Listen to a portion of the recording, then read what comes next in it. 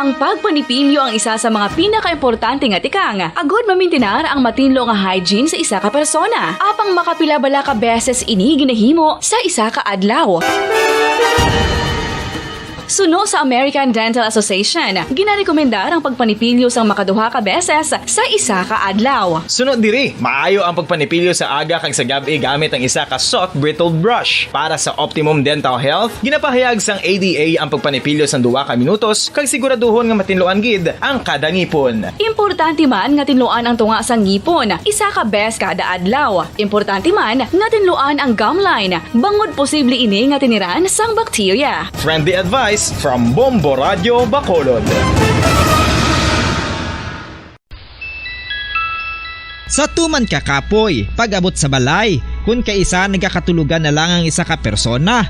Apang sa babayi, antes magdulog, may mga ritual pa nga dapat himuon kaya nga isang paghukas sang makeup. Ano ini ka importante? Ang pagkakas sang makeup kag pagpanghilam o sang guya antes magtulog ang maayo para sa panit bangod ginakakasini ang mga cosmetics, impurities kag higko sa surface sang skin nga makatugas sang iritasyon o kung pagpadasig sang pagtigulang sini kung hindi mahimo. Ginabuhinan man sini ang risgo sa pagdevelop sang pimples, pagpula sang guya, blackheads kay iban pa nga size sang blemishes. Naga-promote man ini sang cellular renewal paagi sa paghukas sang dead skin. Importante ang paghukas ang makeup bangod ginapahanugutan sini ang panit nga makaginhawa.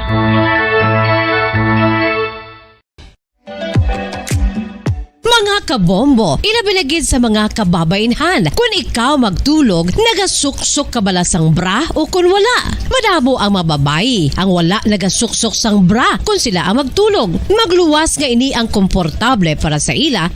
Mga kasaysayan ni Tuyang Ermitanya.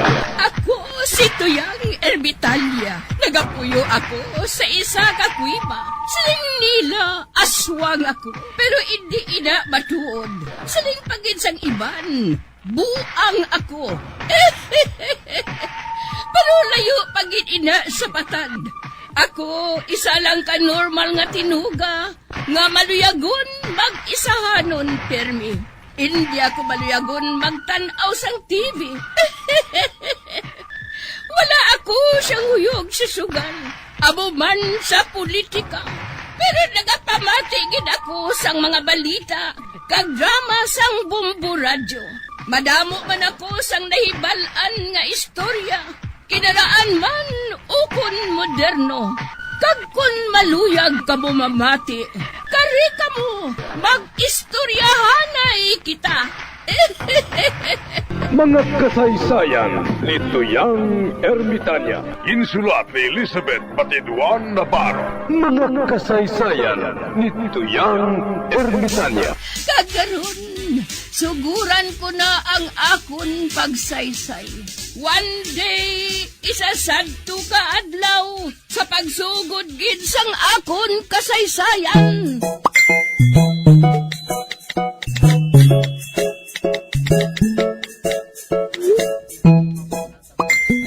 Grabe ba? Ginabutong kagid sang numero nga city? Oo, Samson. Sang magsulod ako sa karirahan. Ang nabdan ko nga karira, amang race 7.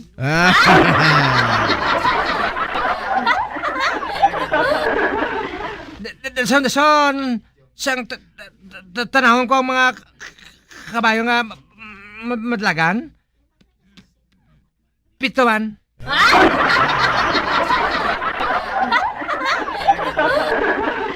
Kagang isa ka kabayo nga gadalagan.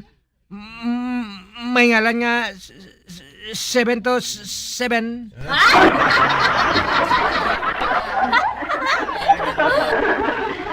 Grabe ba? Plus city, no? Oo, Samson. Gani ginhima ko. Pusta ko akon city mail. Wow!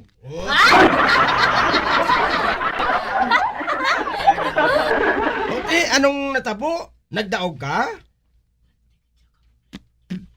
Perde. ikapito man nagabot ang kabayo nga gago sa finishing line.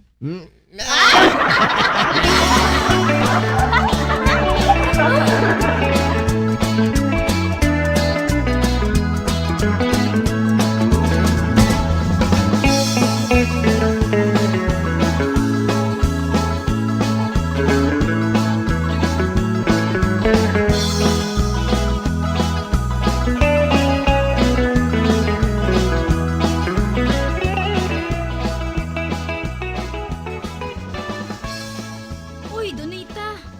Nga masubok ka? Hay, oray. Hindi gusto sang akon ginikanan nga pamanahon ko si Simon.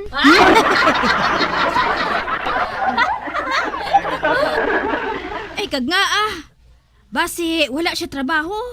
May ara man Ay, unsa man ang iyang trabaho? Manog himo parol kun Paskwa.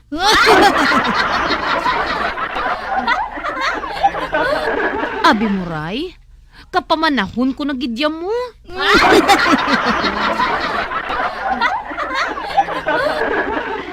May dala ko di nga katumbal. Ha? Anuhon ko na? Gamita ini. Kay pagkatapos, dili ka na makatumdum nga mamana.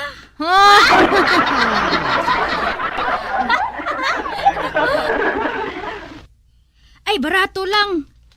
Tag 5 ka pisos lang ang isa kasalmunan.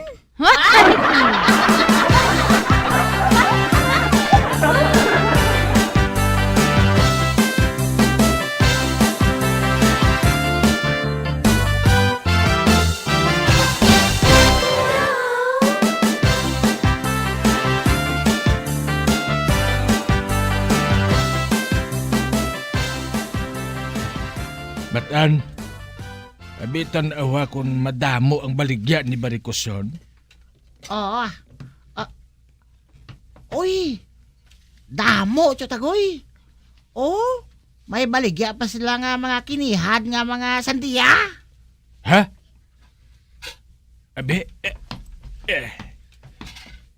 ay ho.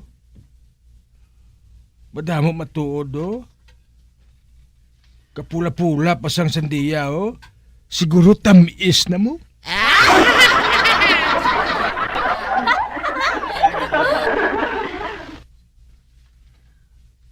Hoy, tamis na ko, Chotagoy.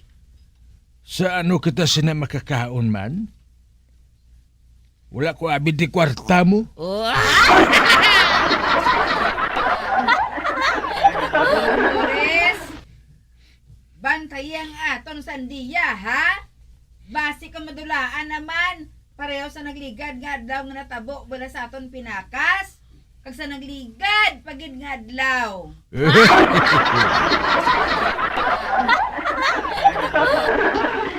Hala. Chotagoy, nakita ka ni Chalbina na ginatulok mo ang ilang nga sandiya? Oo, no?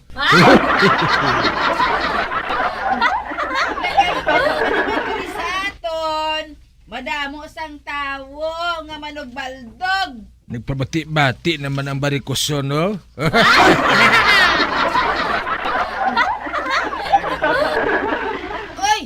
Oy! Buklan!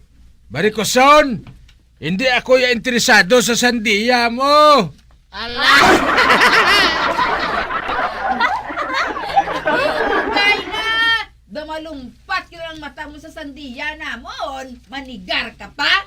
Kita ya pa ba?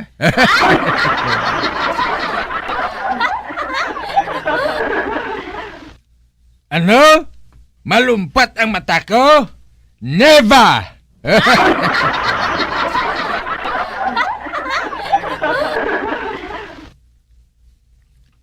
Kung sandiya mo man lang, Barikoson, masuicide na lang ako!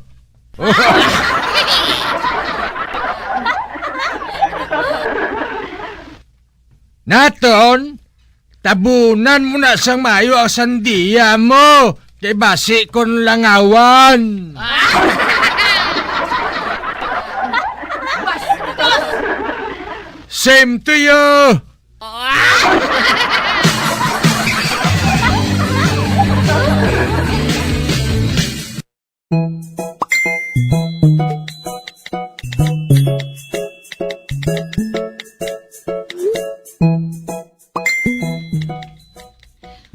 Lolo Morris, nagainit ng ulo ko sa buklan nga ina. Ano abi kay ikaw man Albina mo? Ginasapak mo si Tagoy. Ay, hindi Naanad lang ang buklan nga ina. Naanad lang siya. Husto. May naisipan ako nga paagi. Ano naman ina nga paagi Albina? Puga to katumbal nga kutitot.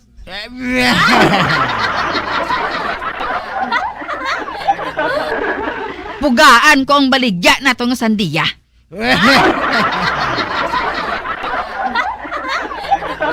Ay Albina, sino pang mabakal sa aton sandiya kung pugaan mo na siya katumbal? Sige lang bala Tanawon ko kung hindi magkaon sang sandiya si Buklan.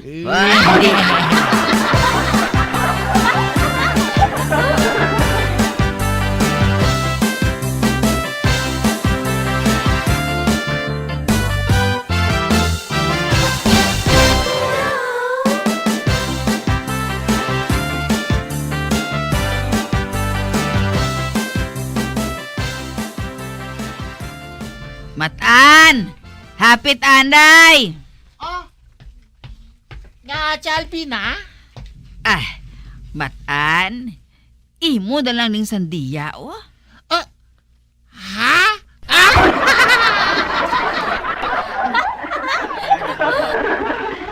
Bay, wala ka nagalahog, Albina? Wala Kanugod man sini kung hindi maubos mo.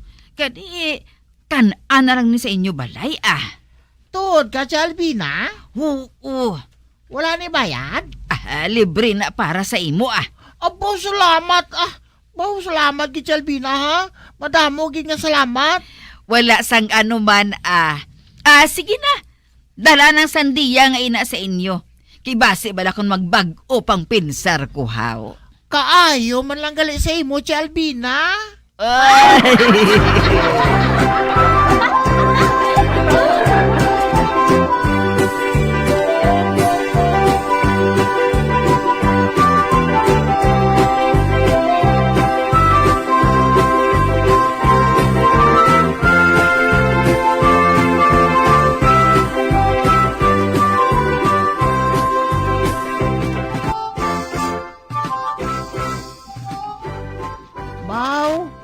Kanamit-namit kayo sa sandiya ngayon, ba? Kapula-pula. Hindi ko sinipagtagaan sa Tagoy, Matan! Matan sa diin ka? Oh! Matan! Hala? Ari si Tagoy? Tago kong sandiya ngayon,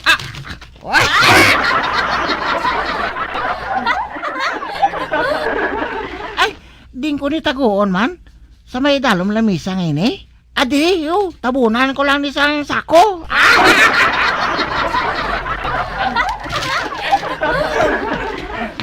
Sa diin ka? Hindi na niya makita ni Tagoy di. Man tabunan ko lang sang sako.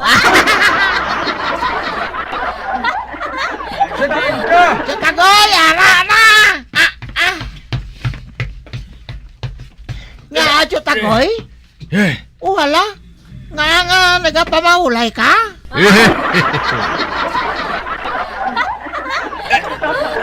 Kagdason, ginakipot mong imo duha ka pa,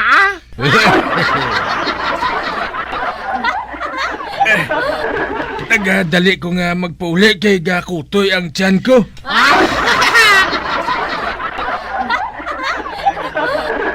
Abi bakli ko anay bulong. Aring kwarta.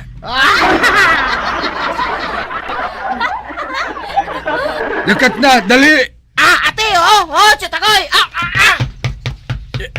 Ari naman. Misit, anay ka, makuha ko sa papel sa dalom na misa. Na, Ari, may papel diri sa sako nga ini mo. Oh. Ano ini? Hindi, sandiya? Ay, abaw nga animal nga matano? May sandiya sa gali, oh. Nagmakal sa sandiya kanday barikoson? Gintago diri sa idalom sang lamisa, oh.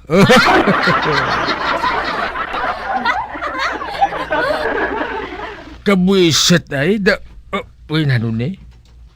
Wala. Doon nadula ang kutoy sang tiyan ko, ha?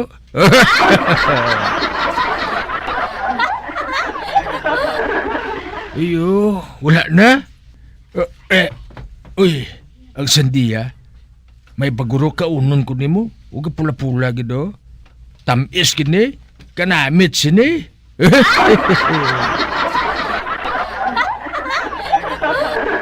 Tuntong ang mata ni ay. Dalok. Pero pag abot ya, wala na sandiya. Kaya ginubos ko na.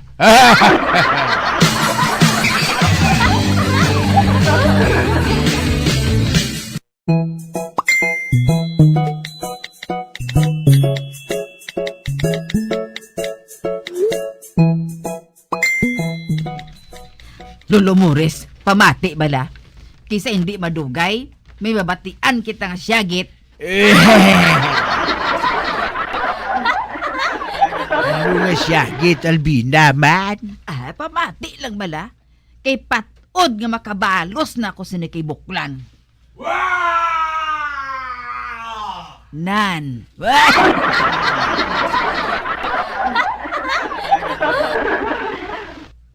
Mataan! Dali! Kakahang!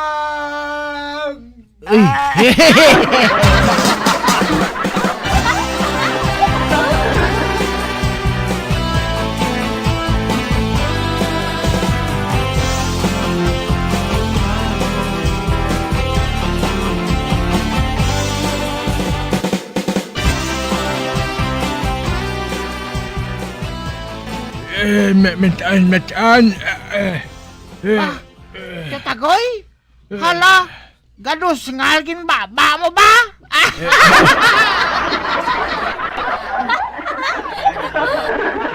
May lang gani kay ikaw nakakaon ba? Kung tani, ako gina nakakaon sang makahanga sandiya ba?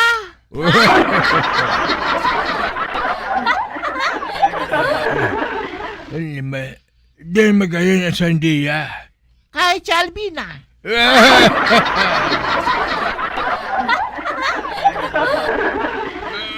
Ako na mo, para sa ako ang sandiya.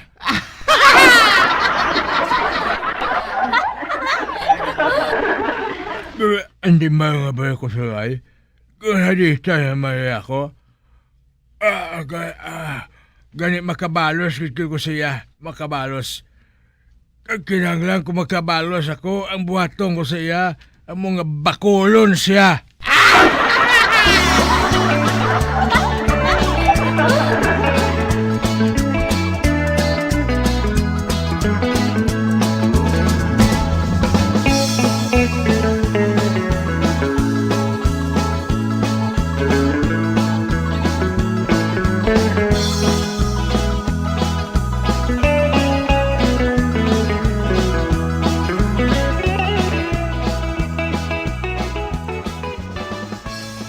Naunsa man ka, Gaspar? Nga daw sa problematic ka? Wala ka matuon magsala, oray. May problema ko. Hindi ko makasaka sa balay ni Nimpa.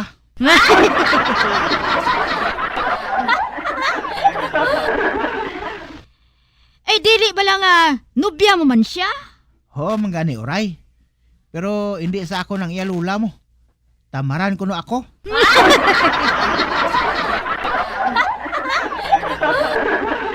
May obra man ko, oray, Naga-obra ko binuro.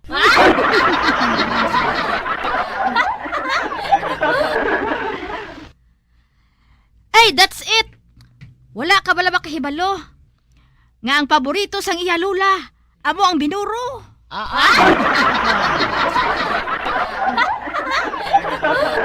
Ligaluhi siya sang binuro. Kay makita mo, magaliwat ang iya pagtamod sa imo. Ha? Matuod, oray? Ay oo, nakahibalo ako. Nga pala kaon na siya binuro eh. Regaluhin siya bala sang binuro. Kay patod, nga libre ka magsaka kay nimpa. 20 pesos. Ano maning hatag ko sa imo, oray ah.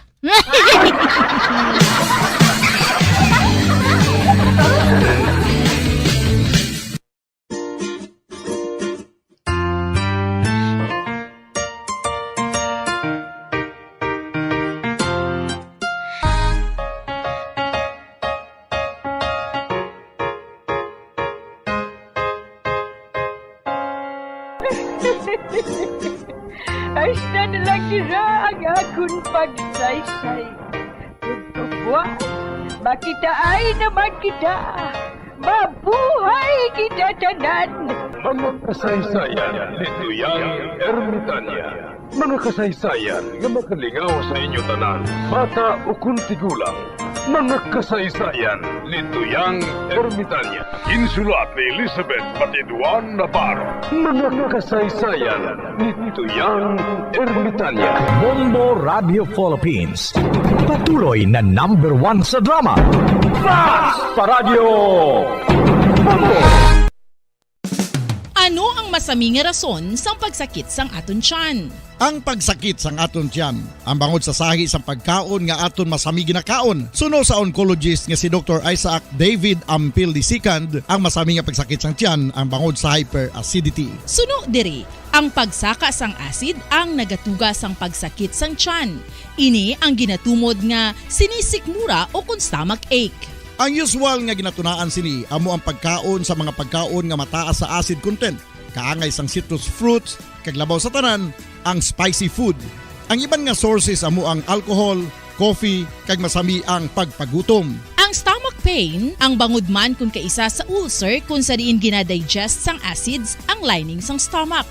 Apang agud masiguro ang gintunaan sang stomach pain, mas maayo nga magpakonsulta sa doktor. Ang pagpanipilyo ang isa sa mga pinaka-importante nga tikang. Agud mamintinar ang matinlo nga hygiene sa isa ka persona. Apang makapila-bala ka beses ini ginahimo sa isa ka adlaw. Suno sa American Dental Association, ginarekomendar ang pagpanipilyo sang makaduha ka beses sa isa ka adlaw. Sunod diri, maayo ang pagpanipilyo sa aga kag sa gabi gamit ang isa ka soft brittled brush. Para sa optimum dental health, ginapahayag sang ADA ang pagpanipilyo sang 2 ka minutos kag siguraduhon nga matinluan gid ang kada ngipon. Importante man nga tinluan ang tunga sang ngipon, isa ka beses kada adlaw. Importante man nga tinluan ang gum line, bangod posible ini nga tiniran sang bakterya. Friendly advice from Bombo Radio Bacolod. Luyag mo bala mga kabumbo nga mapanubo ang imo nga bugat? Nakasiguro ka bala nga nagakaigo ang imo nga pamaagi? Isa sa masami nga ginahimo sang iban nga mga luyag magpanubo sang bugat amo ang starvation diet ukon pagpagutom. Ini ang hinali nga pag-utod ukon pagpanubo sang intake sang calories sa ginakonsume sa kada adlaw. Ginapinsar sang iban nga epektibo ini nga strategy sa madasi nga pagpanubo sang bugat. Apang nakahibalo bala kamo nga ang hinali nga pagbaylo sang pinaagi sang pagkaon ang makatuga sang suli nga resulta? Naibaluan nga ang pagkaon sang tuman kadyutay o kon pagpagutom ang hindi maayo nga ideya kag ini ang makatuga agud nga magdako na gid ang bugat. Suno sa mga doktor, ang pagbalansi sang pagkaon sang manubo sa calories nga diet ang pinakaepektibo nga makabulig agud mapanubo ang bugat.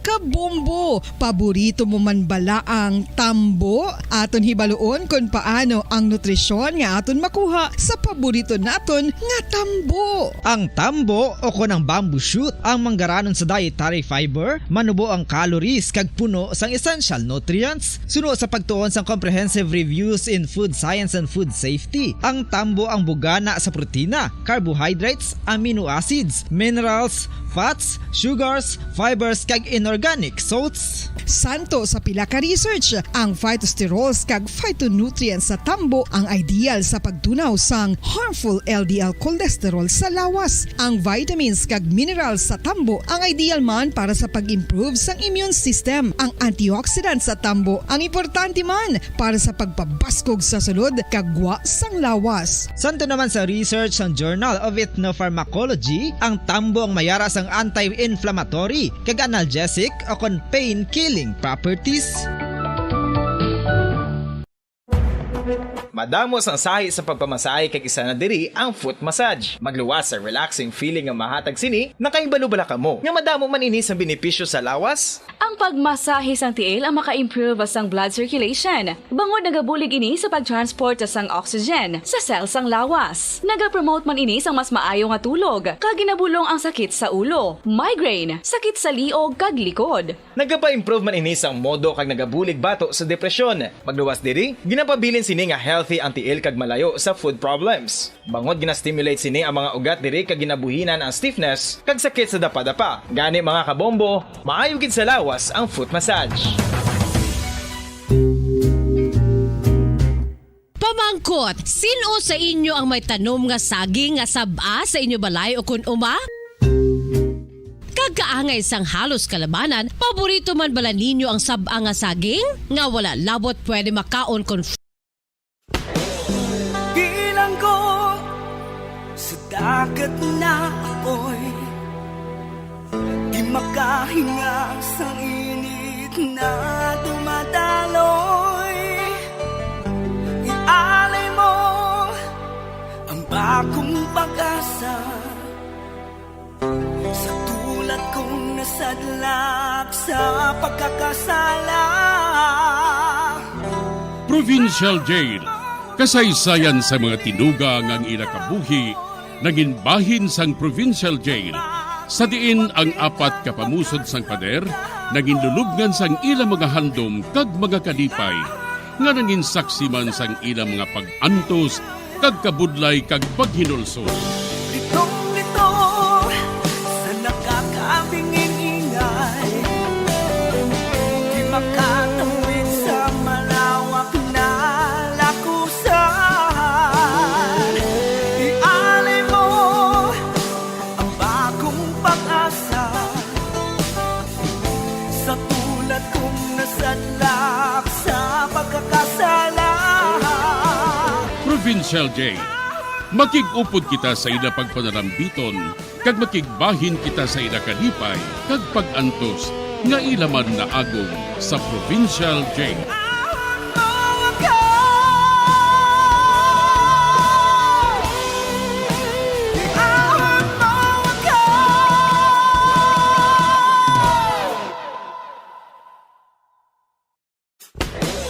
Bilang ko sa dagat na apoy, di makahinga sa init na dumadaloy.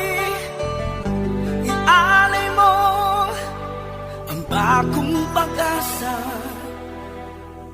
sa tulad kong nasadlak sa pagkakasala.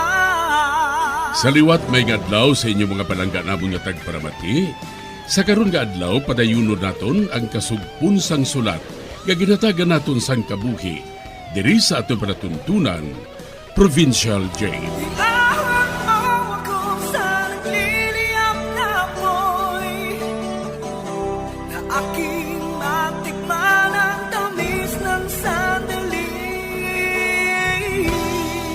Bahin sa nagligad, wala gid nagapangita sang obra si Hector. Sa baylo, nagasalig na lang sila sa amon.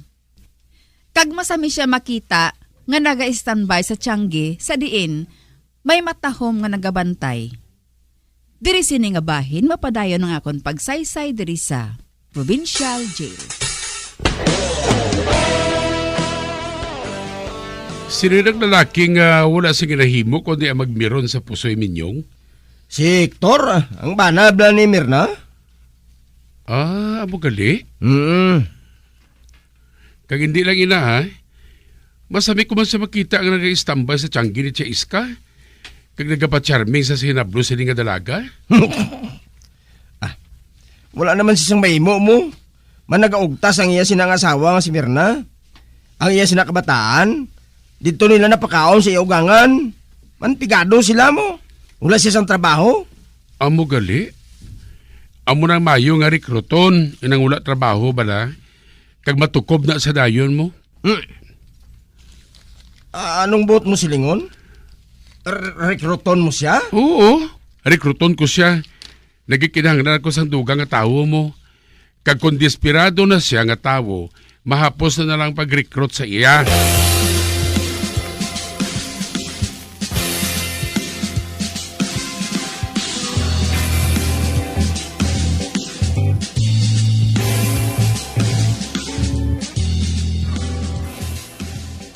Hi, Nelia. Uy, ikaw gali Hector? Aga ka pa ba? Oo. Wala man ko sa obra subong eh. May asawa ka, hindi bala? Ha?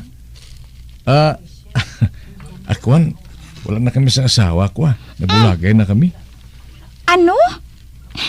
Siling ni Jais ka. Nagaupod pa ka mo. Upod lang na iya, pero... para na sa mga bata. Pero wala na kami nga duwa ya. Kita mo, wala na ko nga nagapangita sa trabaho kay... Way naman tas laguron mo. Ang gasagod na ya sa ila mong akong ugangan. Ay, amo gali? Bayidas lang, palibugan mo ginaslayman.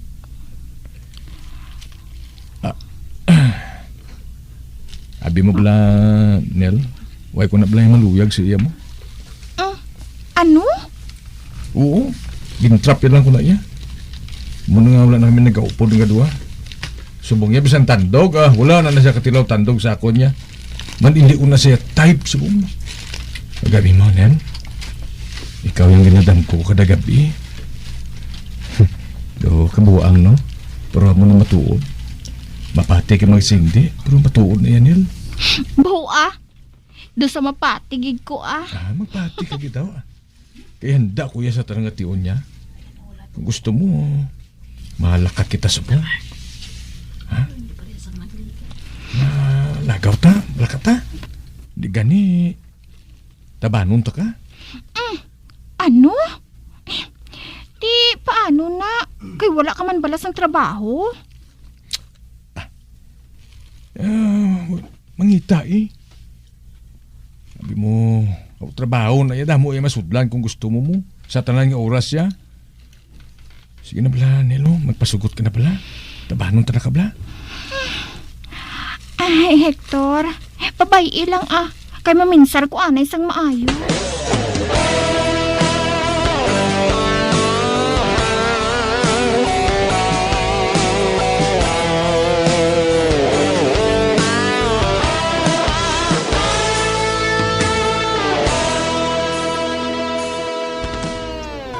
Maayo.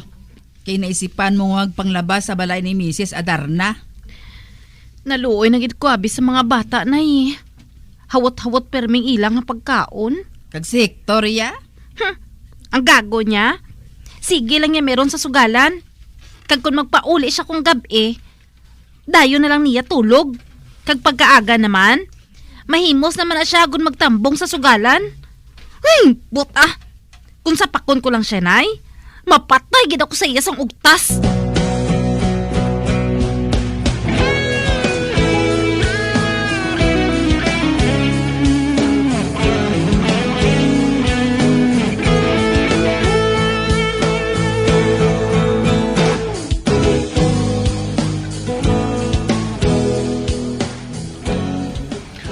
Sino ka gani, Meg?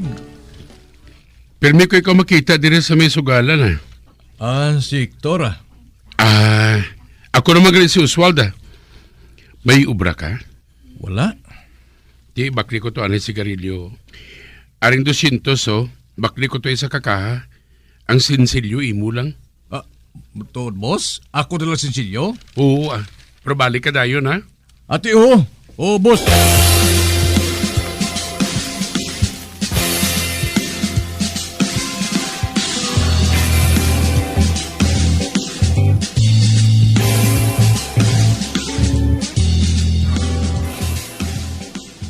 Mirna, may sugid ako sa imo. Ano'y nanay? Si Hector ko no, nagapangaluyag sa hinablos ni Iska. Ano? Makabatas pa siya sa pagpangaluyag? Nga haluson niya na gani kami mapakaon? Hindi gani siya makapakaon sa inyo, kahit di kami nagasagod sa inyo. Baw, Mirna, daw pareho lang, nga kami lang gihapon na nagasagod sa inyo. Kamakabatas pa siya magpangaluyag sa hinablos ni Iska? Kung mabulag siya sa imo, bulagi. Nakabati ka? Bulagi siya.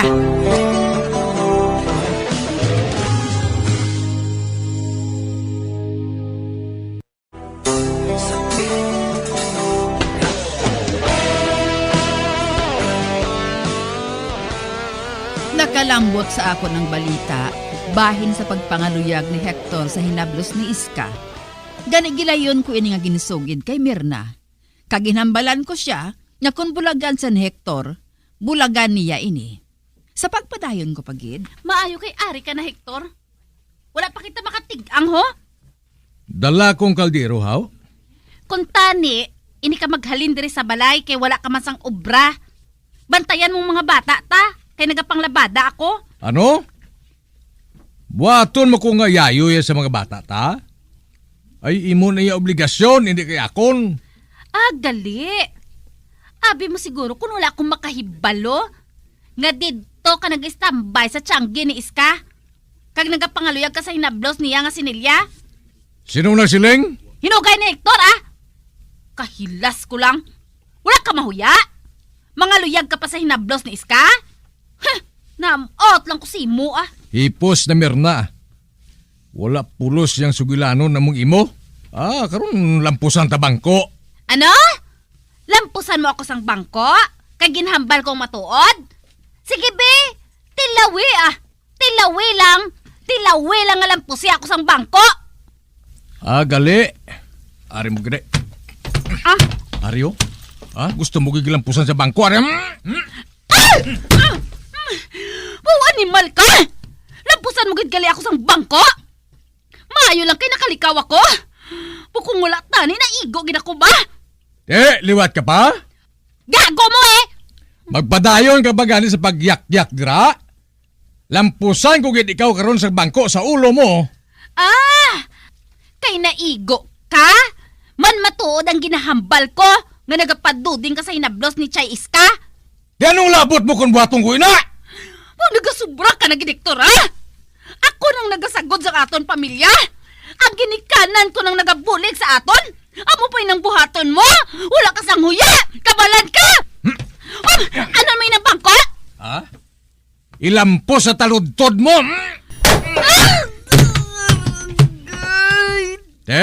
Gago ka. Maliwat ka pa? Liwat ka pa? Tira ka na gani nga gaga ka.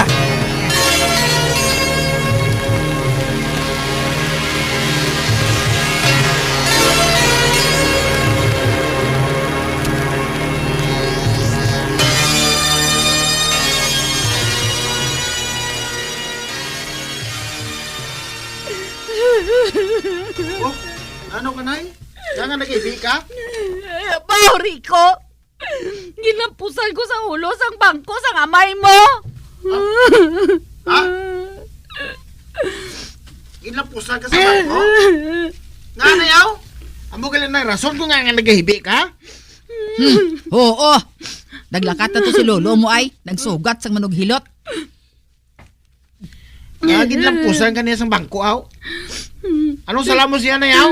Nag-away sila. Naakig ko no si Hector. Kaya ginambalansa ni nanay mo nga nagapaduding siya sa hinablos ni Iska. Amo gali? Dili lang anay ka mo? Sa din ka ba kadto? Kadtuan ko si Hector. So, hindi ha? Hindi na. Pabayin na lang ina. Ano pa na karong gamo ang matabo? Hindi Hambalon ko lang siya. Oy! Rico! Magbalik ka dire! Rico!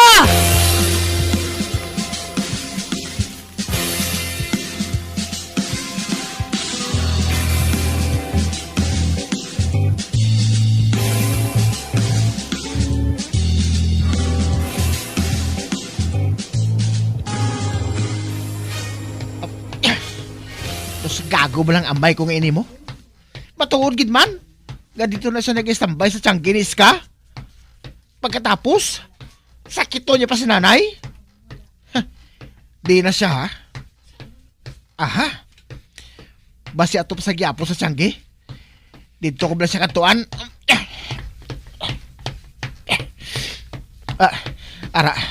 Ara ng Tianggi. Baw, wala gid ako masala. Ara gid siya ho. Tagara, nakita na niya ako. Paypayon ko sa balanay. Lalibla! Lalibla! Ari na siya. Oh! Rico, anak! Mano ka? Oh! Naginlampusan mo sa bangko si nanay? Do sa akig ka, ho? Gilampusan ko siya kay man, wala sang pulos ang iloy mo nga ina. Nga lampusan mo kita sang bangko? Nabalian to sang kuso ko? Wala to sa mabali.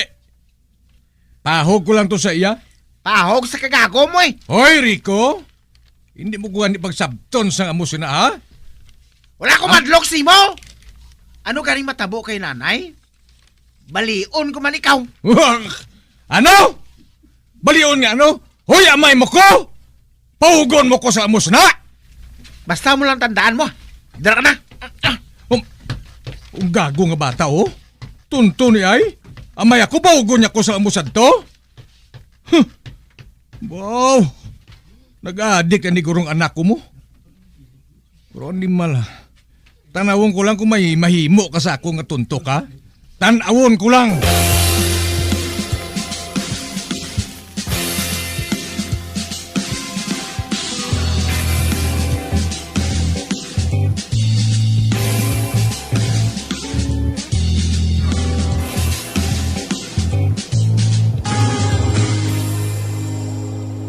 Nahindot na si nanay mo, Rico. Kag maayo kay daw nag-ayo ng pamatsyag niya. Ginpandaman ko to si tatay ah. Nga hindi na niya pagliwaton ang inbuhat niya kay nanay. Ote, anong siling niya? Nakig siya. Kung tani, ula mo na lang ginbuhat ato. Base kung dumtan ka na gid niya. Ay! Nga makig siya. Siya naton namin lang pusan sa bangko. Naanad lang na siya. Ginasaligan niya lang ng babae. Ay, sus. Abi, hindi na lang bala mag-intra? Ila na away nga mag-asawa? Diri lang anay sa balay si Mirna Samtang wala pa siya mag-ayos ang lubos. Ambot na sinyo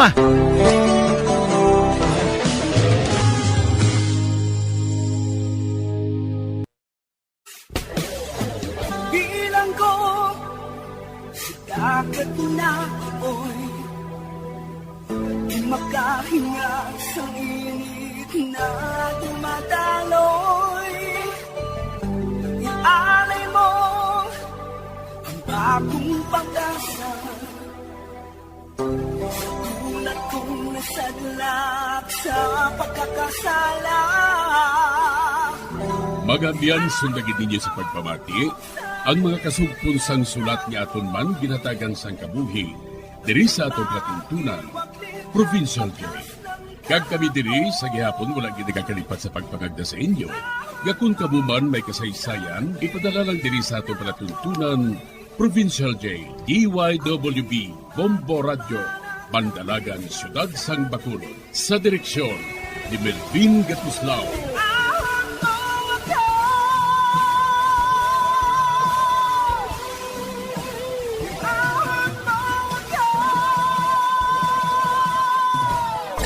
Bombo Radio Philippines.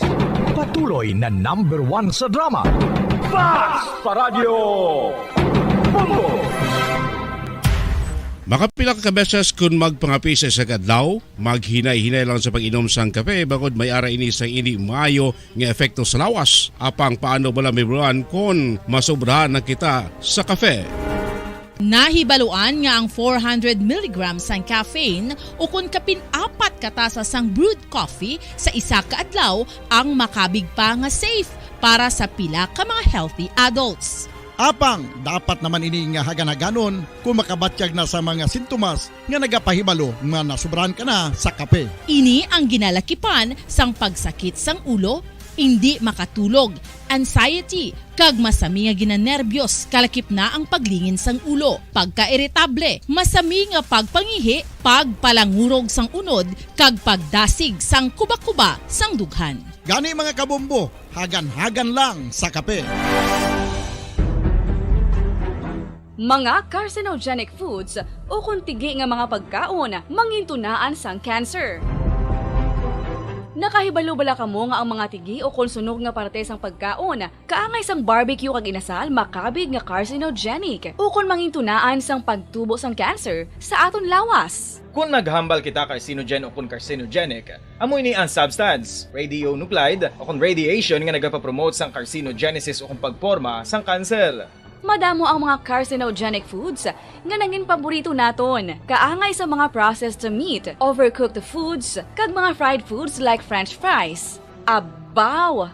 Ang paborito ta nga pork barbecue kag chicken inasal. Nga gina-request tagid nga well done ang pagluto o kung ginapatigi-tigi tagid. Makabig nga carcinogenic, processed meat, overcooked foods, and fried foods may increase risk of some types of cancer. Ang mga chemical nga ginausal sa processed kag cured meat, kaangay sang nitrates nga isa ka food preservatives para sa bacon, subong man sausages kag ham, mahimo makaproduce man sang carcinogens. Wala labot sa mga carcinogenic foods, mayara man nga ginatawag non-radioactive carcinogens nga mangintunaan man sang cancer. Kaangay sang paghaklo naton sang asbestos kag aso sang sigarilyo. Gani, likawan gid ang pagkaon sang batok o kon sunog nga pagkaon.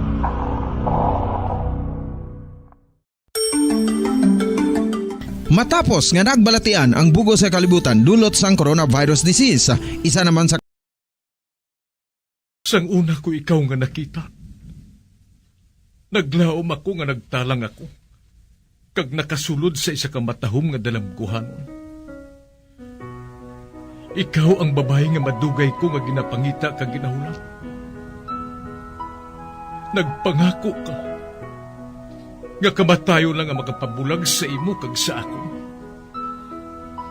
Apang karon, ina lang ang masiling mo. Sorry. Sorry. Nga. I am so sorry. Okay, just go. Apang hindi na magbalikin. Hindi mo ako makita nga nagahibik. Bangod ang akong mga luha. Ari lang sa sulod sang akong dugang. Apang kung magabot ang tiun nga pahibiun kanila. Magbalik ka sa ako. Ari lang ako, Dre. Kag nagahulat gihapon sa imo. Argay! Gintampa mo ako? Akig ka kay ginalukan ko ikaw? Torpe! Sorry pero I love you. Promise. Kadamo sang tsansa ang ginhatag ko sa imo para halukan mo ako. Tapos, isa lang masarangan mo? Torpe! Mga tinaga nga masakit, masubo, masadya, nga halin sa mga lamharon nga kasing-kasing nga nagahigugma. Initanan makita naton sa mga pinanidlang sang isa ka diary. Kagini, hatagan naton sang kabuhi diri sa aton palatuntunan, Dear Diary. Dulot sa inyo sang Bumbo Radio. Basta Radio Bumbo.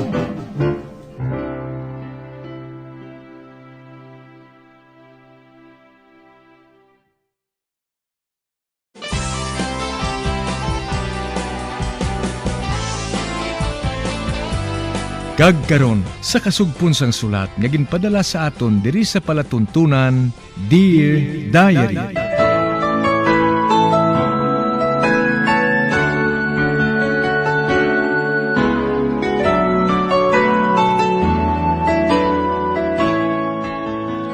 Dear Diary, bahin sang nagligad, wala na sang nahimo si Gas nga didto na nag-star sila ni Aaron sa Villa Rose. Kag tungod wala na sang magamit nga kwarta si Eva, nagpamatod siya nga isugid na lang kay Aaron ang ila plano ni Lily nga magpakasal sila agud nga makuha niya ang iya palanublion nga ginbili ni Alice. Sa pagpadayon ko pagid,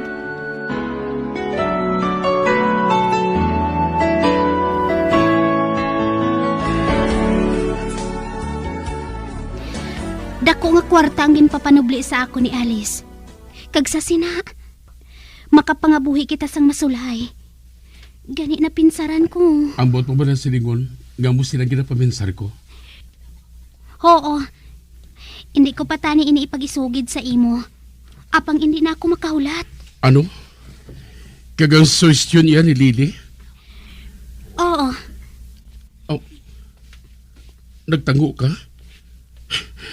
Hindi ako magpati sa imo, Eva. Ano? Ang buot mo silingon, nagabutig ako sa imo? Nagalahog ka lang siguro, Eva. Wala ako nagalahog, Aaron. Kung hindi ako makapamana sa tuig nga ini, pahalinon ako sa balay nga ini. Kag mapauli ako dito sa balay sang akon utod nga si Lizzie. Kag hindi man ako maluyag nga magpabugat sa ila. Kag kung may iban lang nga paagi. Kag Aaron, madugay na ako nga nag-i-star sa balay nga ini. Kag hindi ko maluyag nga mahalin ako diri. Apang kahapon lang naton gilubong si Lily? Nakahibalo ako. Kani, sorry kung nagadali ako, Aaron. Apang nakahangop man si Lily. Kung mahulat pa kita kung saan unaton makuha ang kwarta, wala na kita sang ibakal sang pagkaon para sa mga bata. Kag wala na kita sang ibayad sa kasal. Mangita ako sang obra, Eva. Si Wilfred, madugay na siya nga nagapangita sang obra. Apang wala siya sang makita. Kag ikaw, hindi ka naman makakita sang obra. Lantawa ba lang ginhimo si imo ni Sed? Ginantos mo lang ina, para lang nga maipakaon ka sa pamilya mo. Mabuhi mong pamilya mo. Kinahanglan gid ba lang nga magpamana ka sa isa ka tawo? Hindi gani makatrabaho para ipakaon sa iya mga bata? Kag makahatag ba lang sang kalipayan para sa iya mga bata? Aaron, kinahanglan nga makapamana ako bisan kay sino. Amo inang gusto ni Alice. Nagtinghwa man ako nga makakita sang trabaho. Sa wala pa ako nagpasugot nga mapakasal kay Gas. Naluyagan niya ako. Kag nagpati man ako sa iya. At least, wala niya ako ginpatalang. Ay, kag tama man ka athag, nga hindi ka magpakasal sa akon, Aaron. Sa pihak sang dako nga kwarta, nga ginatanyag ko sa imo. Ginasakit gidigas ang imo baratyagon, Eva. Kag nagadaya ako sa kaisog mo, sa pagbuhat sila sa akon. Eva, baldado ako. Kag magkakita ka pa sang maayo nga banas nga sa akon. Kung hindi mo gid man mabaton nga magpakasal sa akon, Aaron, magsiling ka lang. Eva. Dali, Eva. Pabaying hagson ko ikaw. Sorry, kid. Kaugalingon ko lang ginapanumdum ko. Kag unfair para sa imo. Nga magpakasal ka sa isa ka lalaki. Bagod lang sa palanublion sa testamento kay na. Aaron, wala man ako sang nadumduman nga iban nga pangabayon ko nga pangasawahon ako. Kag hindi man ako maluyag nga magpamana sang estranghero. Kag naluyagan ko man ang imo pagpalangga sa imo mga bata. Kag maluluyon ka sa tanan. Bisan gani si Wilfred, nagasalig man sa imo. Kag ang iban mo pang mga abyan. Kag nakahibalo ako. Nakahibalo ako sang husto. Kag nakahibalo man ako nga hindi mo gid ako pagpabayan nga mabutang ako sa katalagman. Nagsiling si Lily nga matahom ang iya na isipan nga ideya kag buhaton ang tanan para sa aton. Ikaw ang pinakamaluluyon nga tinugang nga nakilala ko, Eva. Sige. Gusto ka. Anong buot mo silingon? Isa ka dako nga dungog nga magpakasal ako sa imo, Eva.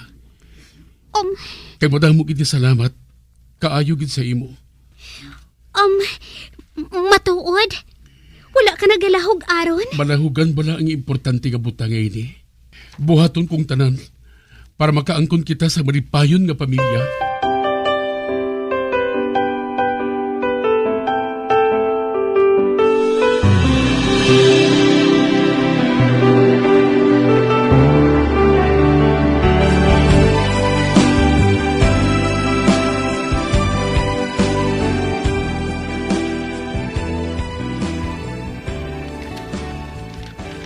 Nakahibalo ako nga ara sa sulod si Gas.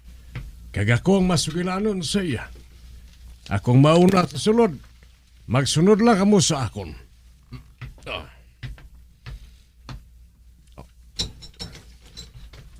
Sino? Ba? Attorney?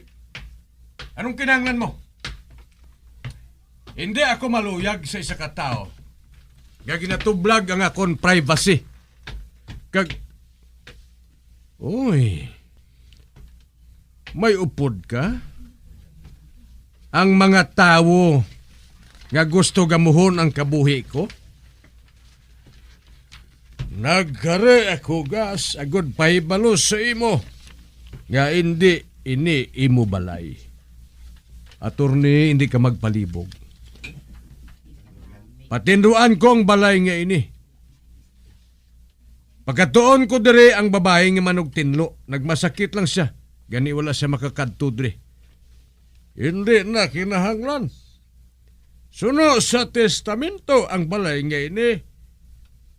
Ang tanan nga estado ginpapanubli na ini kay Eva. Kagkay na lang. Ginsaksihan ko ang ilakasal ni Aaron.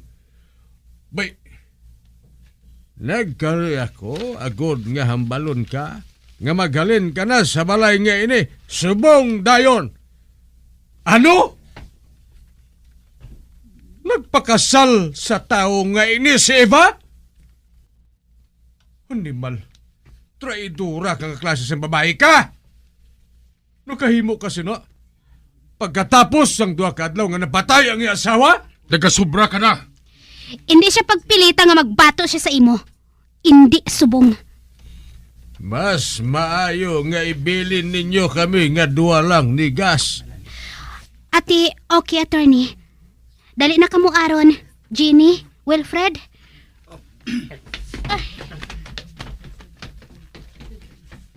Gas, pahibalon ko lang ikaw nga maghalin ka na sa balay nga ini. Sa sulod sang 3 ka oras? Hindi mahimo ini. Attorney, hindi ako maghalin sa amo lang sinakadali. Wala kasang rason nga magpabilin dire. May madamo ako sang gamit dire. Nasulod sa bodega. Mangita na ako sa mabutangan sina. Kag hindi ko na diri mabayaan. Gani, atagi ako sa plaso, mga 1 ka semana. Hindi pwede na, Gas. Hindi magpasugot ang tag-iya sa balay nga ini. Nga magpabilin ka diri. Isa pa, hindi ka maayo nga bisita. Gani ang maayo pa magsaylo ka na lang sa hotel. Ibilin mo ang imo pagkabutang dire. Hasta nga makakita ka sang masayluhan mo sa ila. Kag napatod ko nga mapasugot sina ang akong kliyente. Hambalong ko siya nga ibilin anay dire ang imo pagkabutang.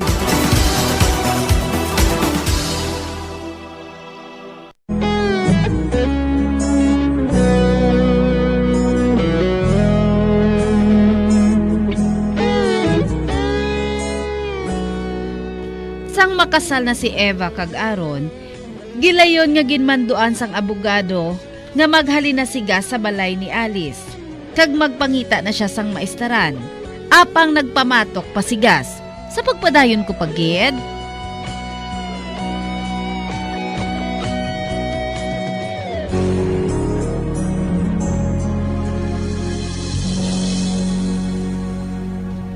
Kag paano na lang kung abukayo nilang akong pagkabutang dire attorney? Kag ipasibangod sa kawatan? Hindi mahimuin na attorney. Kinanglan niya bantayan ko nga akong pagkabutang. Malahalon sa ako ng pagkabutang ko ngayon na. Amo gali.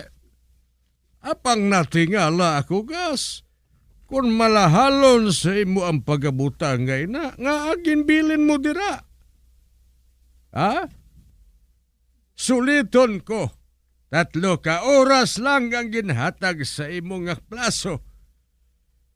Kung hindi mo ina pagbuhaton ang ginsiling ko, mapilitan ako sa pagtawag sang pulis. Kag ipakuha ang imo pagkabutang dira. Pati ang unod nga ara sa bodega, ipakuha ko man. Kag kung mabatian ko gani nga ginainsultuhan mo si Eva, sugoon ko siya nga iakusar ka sang slander. Hindi ka kinahanglan sa balay ngayon Gani maghalin ka dire.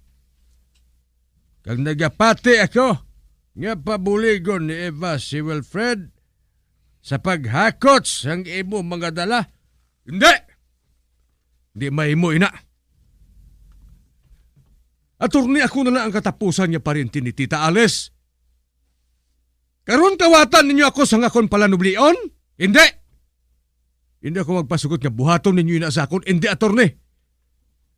Kung gusto mo nga maubos ang imo kwarta sa asuntuhan ay bahala ka gas. Apang subong palang ginapatod ko. Hindi ka magdaog. Mahimo nga parente ka ni Alice. Mahimo man gani nga hindi.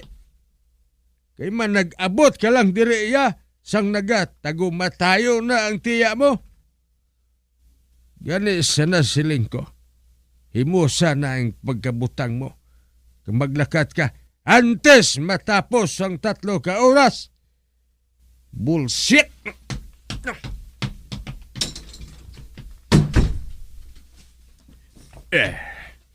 Manaog ako dire. Kag ipahibalo kay Eva ang amon ginhambalan.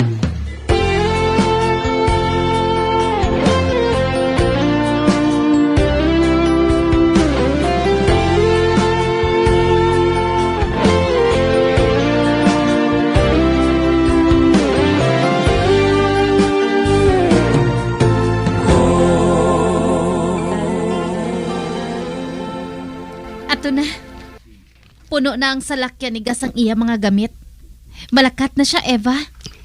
Salamat gid sa imo bulig sa amon attorney ha. Wala ina, Eva. Gusto ko lang ipakita sa inyong ang hustisya. Amo ang dapat nga mangibabaw sa tanan. Sige na. Mabalik na ako sa akong bufete. Kag Eva, kung may kinahanglan ka mo, hindi ka mo magduwa-duwa sa pagpalapit sa akon. Kay makasalig ka mo, buligan ko ka mo. Tungod isa ikaw sa pinaka-importante ko nga kliyente.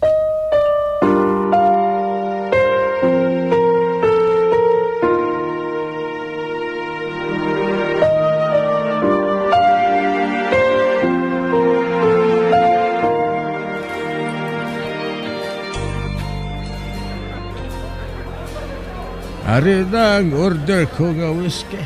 Mapauli na ako. Anay ka.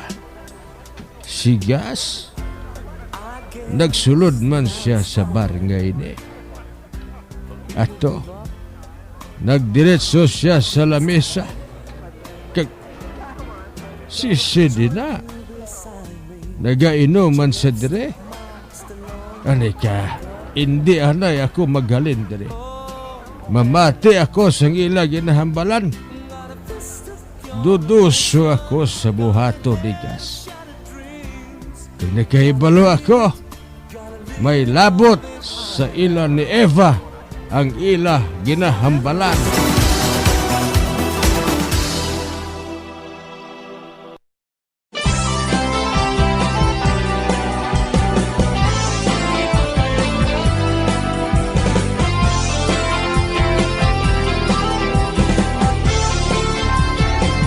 Mga abyan, sunda sa pagmamati, ang kasugpon sang sulat, nga ginpadala diri sa aton palatuntunan, Dear Diary. Padamo gid nga salamat. Basta Radio Bumbum.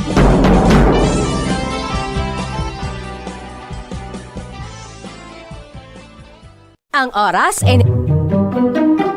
Magluwas sa baboy, baka kag manok, may isa ka karne nga sarang mahimo alternatibo nga iserbe sa lamesa sa mga Pinoy kag ini ang rabbit meat o kon karne sang kuneho. Suno sa pagtuon, mas matinlo ini kag mas healthy kung ikumparar sa iban nga karne sang sapat. Ang rabbit meat ang sarang nga lutuon sa pamaagi nga naanda na sang kadamaan, kaangay sang adobo, lumpia Shanghai kag lechon. Apang ano bala ang mga benepisyo sini sa ikaayong lawas? Ini ang mayaras ang mataas nga porsyento sang easily digestible protein kag nagaunod sang jutay nga fat kung ikumparar sa iban nga sahi sang karne. Nagaunod man ini sang jutay nga calorie value sang sa iban kag almost cholesterol free ini. Gani makabig siya nga heart patient friendly. Mas jutay man ang sodium content sa rabbit meat, samtang mas madamo naman ang calcium kag phosphorus content sini.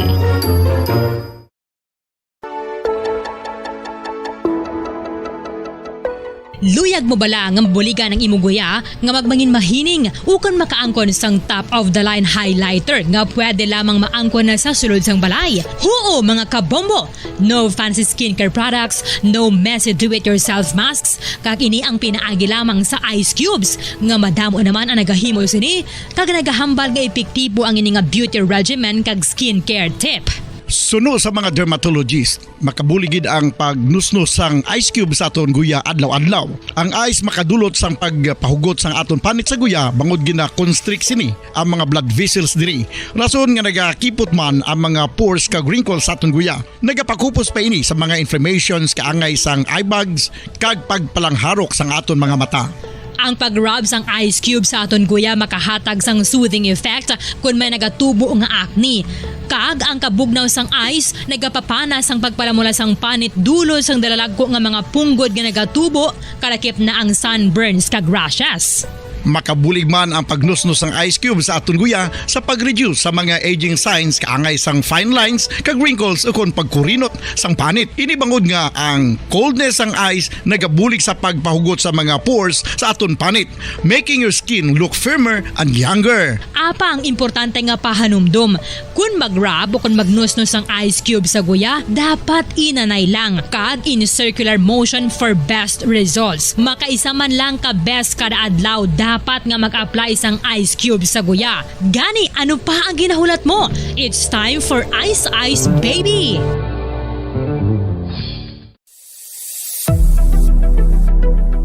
Nakahibalo bala kamo kung nga ginatawag bilang miracle liquid ang gata sang lubi?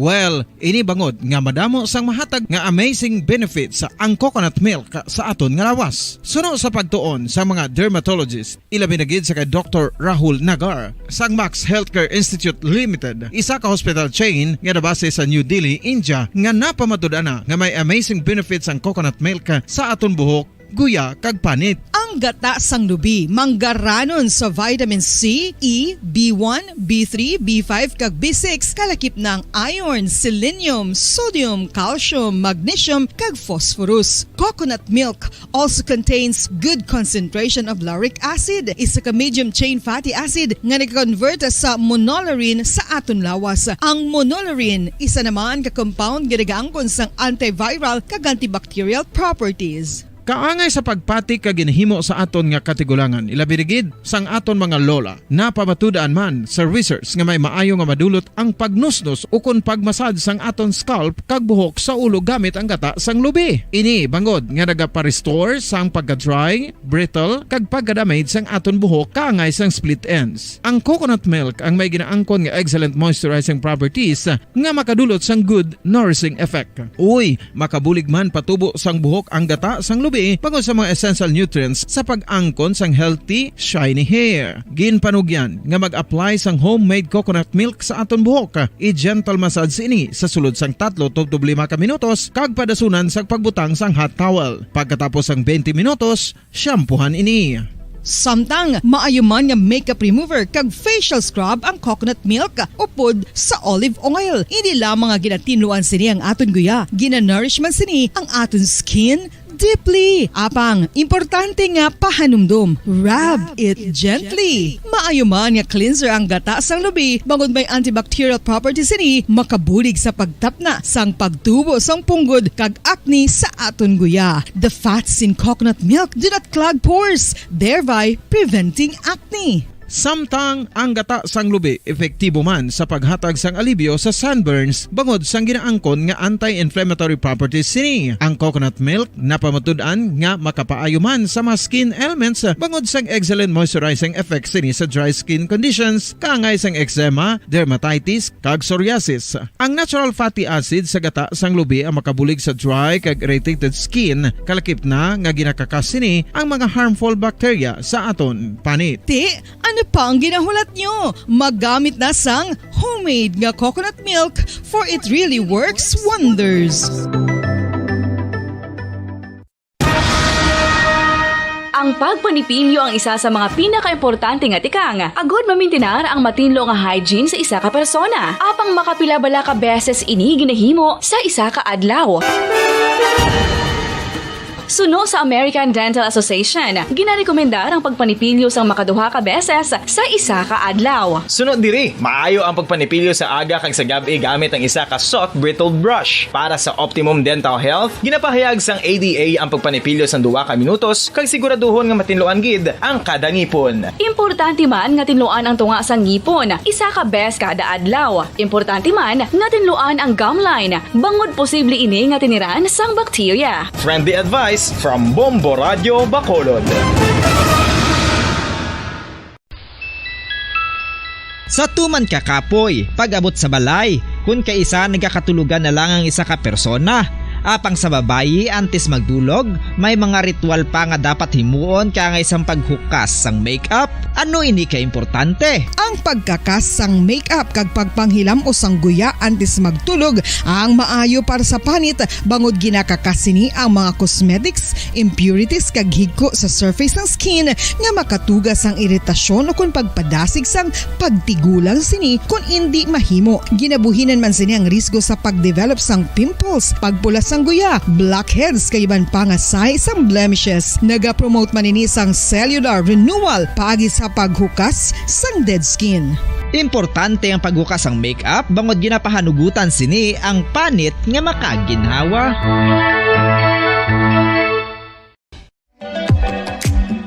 Mga kabombo, ilabilagid sa mga kababainhan. Kung ikaw magtulog, nagasuksok ka bala sang bra o kung wala. Madamo ang mababayi ang wala nagasuksok sang bra kung sila ang magtulog. Magluwas nga ini ang komportable para sa ila. Isa sa mga rason kung nga madamo ang wala nagasuksok sang bra kung magtulog, amo ang kahadlok nga makaangkon sang breast cancer. Kangawa nga hindi magdako kag mapunggan sini ang pagkupos sang dughan. Apang suli sa ginapatihan sang kadamaan, wala sang medical evidence nga nagapamatuod nga malain ang pagsuksok sang bra. Depende sa kadakuon sang dughan. Ang pagsuksok sang bra ang makalimit sang breast movement nga makabulig sa pagpamagaan sang breast pain kag nagatuga pa sang mas komportable nga pagtulog.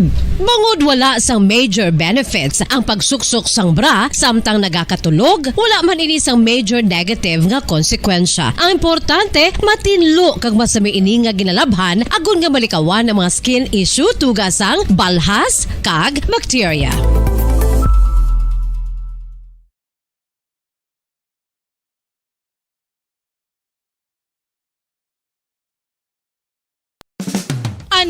masami nga rason sang pagsakit sang aton tiyan. Ang pagsakit sang aton tiyan, ang bangod sa sahi sang pagkaon nga aton masami ginakaon. Suno sa oncologist nga si Dr. Isaac David Ampil II, ang masami nga pagsakit sang tiyan ang bangod sa hyperacidity. Suno diri, ang pagsaka sang acid ang nagatuga sang pagsakit sang tiyan.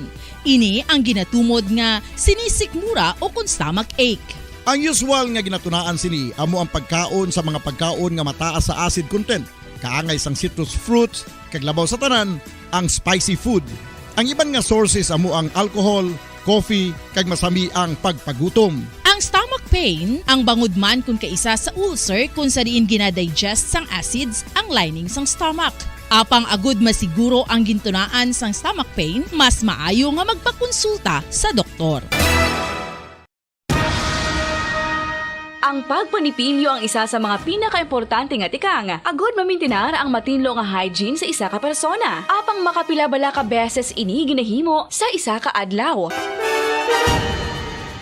Suno sa American Dental Association, ginarekomendar ang pagpanipilyo sang makaduha ka beses sa isa ka adlaw. Sunod diri, maayo ang pagpanipilyo sa aga kag sa gabi gamit ang isa ka soft brittled brush. Para sa optimum dental health, ginapahayag sang ADA ang pagpanipilyo sang 2 ka minutos kag siguraduhon nga matinluan gid ang kada ngipon. Importante man nga tinluan ang tunga sang ngipon, isa ka beses kada adlaw. Importante man nga tinluan ang gum line, bangod posible ini nga tiniran sang bakterya. Friendly advice from Bombo Radio Bacolod.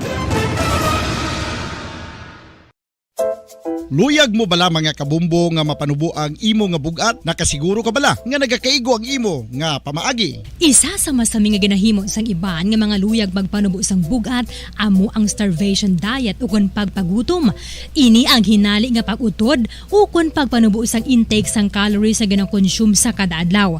Ginapinsar sang iban nga epektibo ini nga strategy sa madasi nga pagpanubo sang bugat.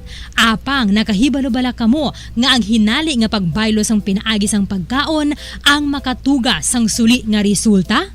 Naibaluan nga ang pagkaon sang tuman kadyutay o kon pagpagutom ang hindi maayo nga ideya kag ini ang makatuga agud nga magdako na gid ang bugat. Suno sa mga doktor, ang pagbalansi sang pagkaon sang manubo sa calories nga diet ang pinakaepektibo nga makabulig agud mapanubo ang bugat.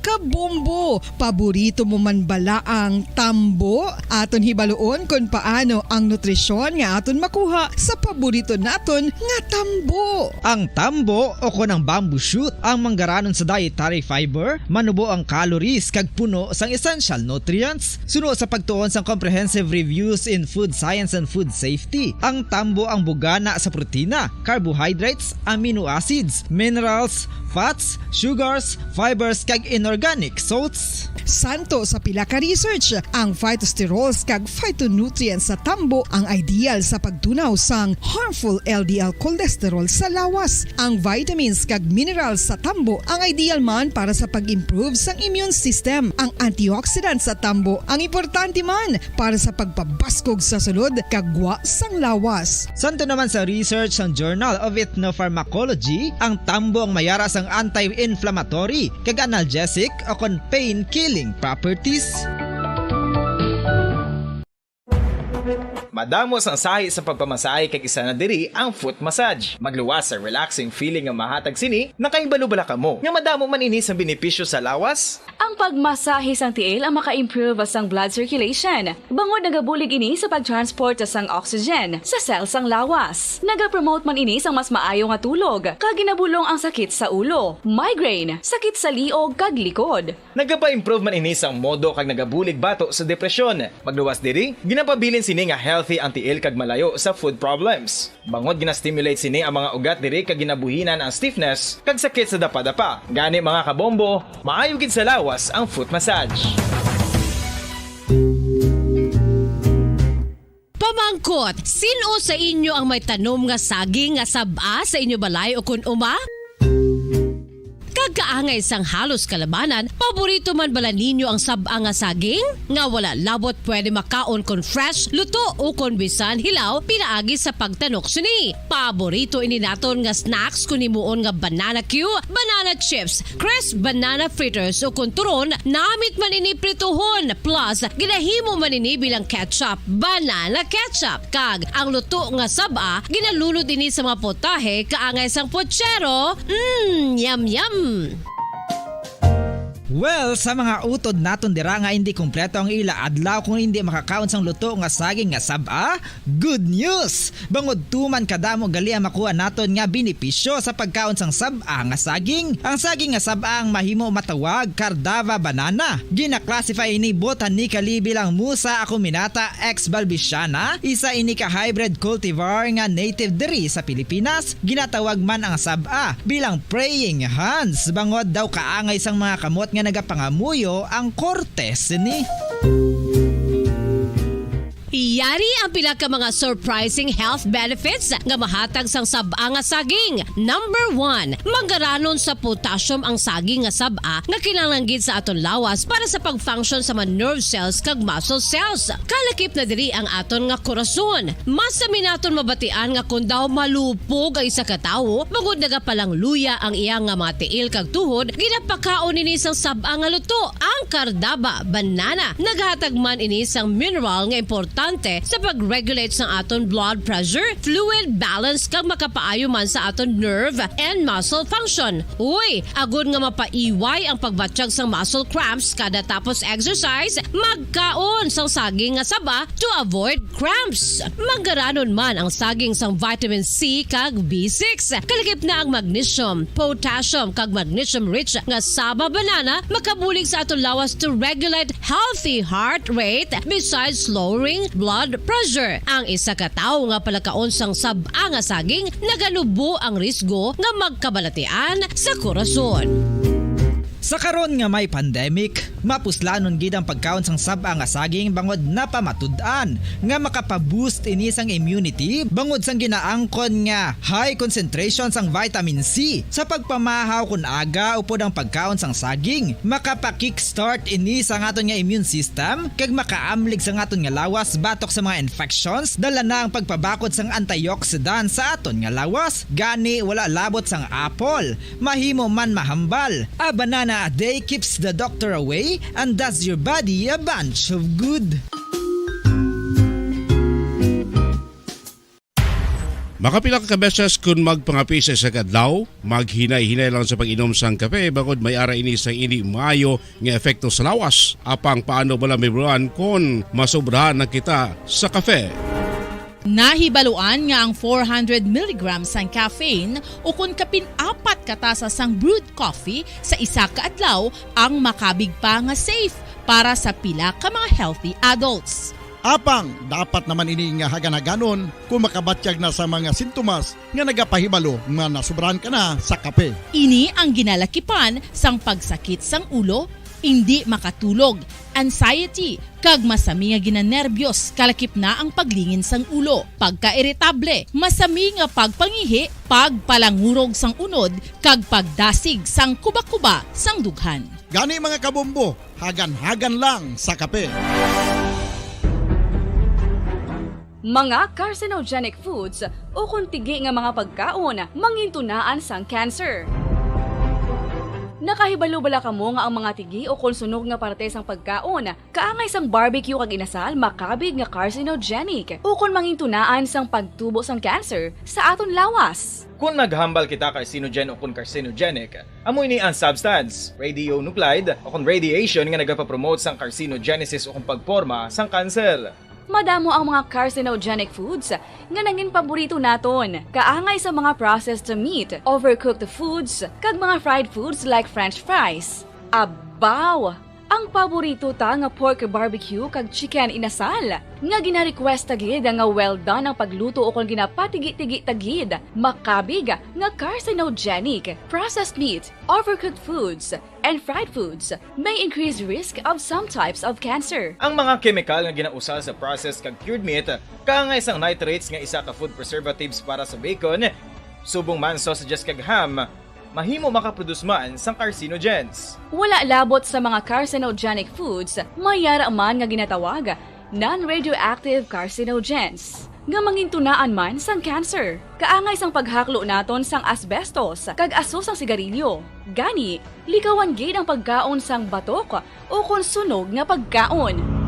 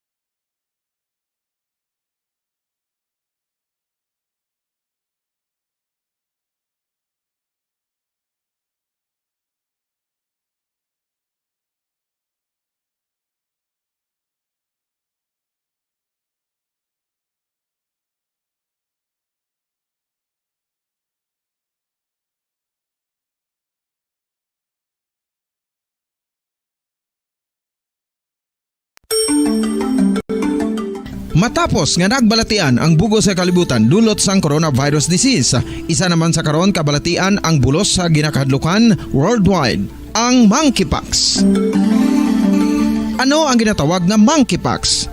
Well, sunod sa World Health Organization o kung WHO, ang monkeypox ang isa ini ka infectious disease nga dulot sang monkeypox virus. Kung maghambal naman kita monkeypox virus, isa ini ka orthopox virus nga mo ang ginatunaan sa mga sintomas nga daw kaangay sa smallpox, apang less severe. Ang monkeypox ginakabig nga less contagious kag mangintunaan sang less severe nga mga balatian kung ikumpara sa smallpox. Simuloan nga ang smallpox na-eradicate na ini sa tung 1980, apang ang monkeypox nagapadayon nga nagaduging sa mga kapungsuran sang Central kag West Africa. Sa karon, mayara duha ka distinct clade ukon subtype, ang West African clade kag ang Congo Basin clade nga amuman ang ginatawag Central African clade. Ang monkeypox ang ginakabig nga zoonosis. Ukon isa kasahi isang balatian nga naghalin sa mga sapat padulong sa humans. Mga sapat kaangay sang squirrels, ilaga, amo kag iban pa. Human to human transmission is limited.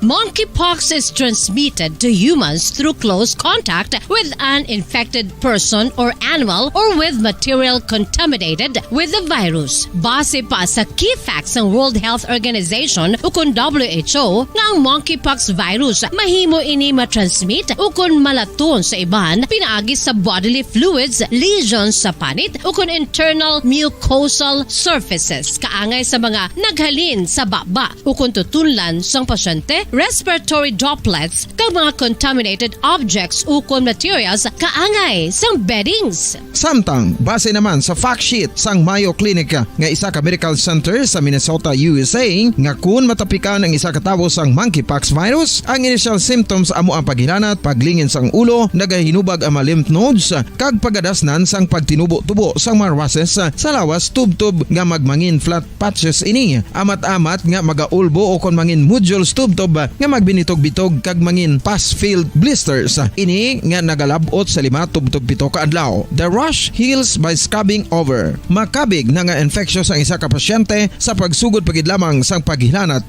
sini. Samtang pamangkot, may bulong na bala ang monkeypox? Well, dugang pa sa fact sheets ng WHO nga ang vaccines nga ginusar sadto sa pag-eradicate sang smallpox sa bugos sa kalibutan amo man karon ang ginatublok sa mga tao batok sa monkeypox kag ang antiviral agent nga gin-develop para sa smallpox treatment nangin lisensyado naman para sa treatment sang monkeypox. Newer vaccines have been developed of which one has been approved for prevention of monkeypox.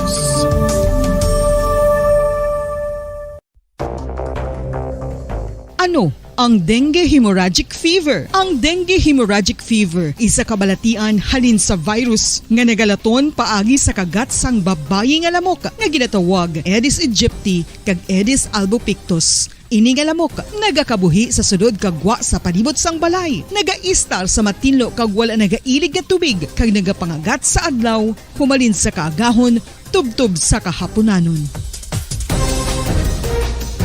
Paano makaangkon sang dengue ang isa ka tawo? Kung ikaw ang makagat sang lamok nga nakasuyop sang dugo sang pasyente nga may dengue. Kung ikaw ang makagat sang lamok nga halin sa pagkaitlog may dala nga virus. Ano ang mga palatandaan o kung sintomas sang dengue? Hinali nga hilanat nga nagadugay sang duha, tubtub 7 ka adlaw, bleeding o kung pagdugo sang ilong, panit o kung baba, kag pagsuka o kung paghigko nga may dugo, sakit sang ulo, pagpalangluya, pagdula sang gana sa pagkaon, sakit sa tiyan kag pagpalanakit sang tutunan, pagpalamula, rashes, shock, pagpalangyami, pagpalamugnaw, pagpalanglapsi, pagpalangitom, pagdasig apang mahina nga pulso, pagkalipong, pagsalasala o kun delirium. Sa karon nga uso naman ang dengue kag nagasugod na ang tigululan, ginapanugyan sa tanan nga magpanglimpyo sa aton palibot kag ugsaran, pakulbon o kon pangulaon ang tanan nga mga suludlan o kon bisan ano lang dira nga may stagnan o kon nagsupot nga tubig, agud matapna ang pagbreed sang mga lamok. Pahanumdum, nagikan sa Bombo Radio Bacolod. Basta Radio, Bombo!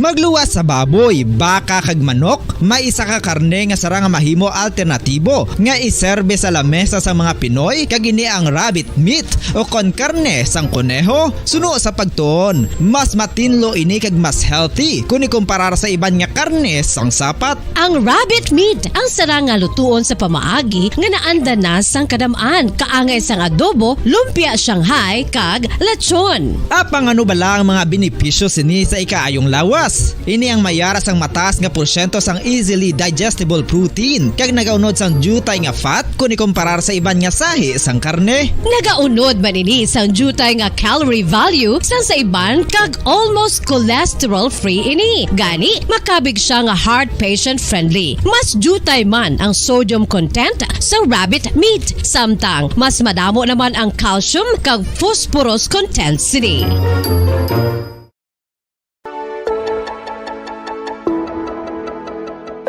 Luyag mo bala nga mabuligan ang imong guya nga magmangin mahining ukon makaangkon sang top of the line highlighter nga pwede lamang maangkon na sa sulod sang balay. Huo mga kabombo! No fancy skincare products, no messy do-it-yourself masks, kag ini ang pinaagi lamang sa ice cubes nga madamo naman ang nagahimo sini kag nagahambal nga epektibo ang ini nga beauty regimen kag skincare tip. Suno sa mga dermatologist, makabuligid ang pagnusnos sang ice cube sa aton guya adlaw-adlaw. Ang ice makadulot sang pagpahugot sang aton panit sa guya bangod gina-constrict sini ang mga blood vessels diri. Rason nga nagakipot man ang mga pores kag wrinkles sa aton guya. Nagapakupos pa ini sa mga inflammations kaangay sang eye bags kag pagpalangharok sang aton mga mata. Ang pag-rub sang ice cube sa aton guya makahatag sang soothing effect kung may nagatubo nga acne.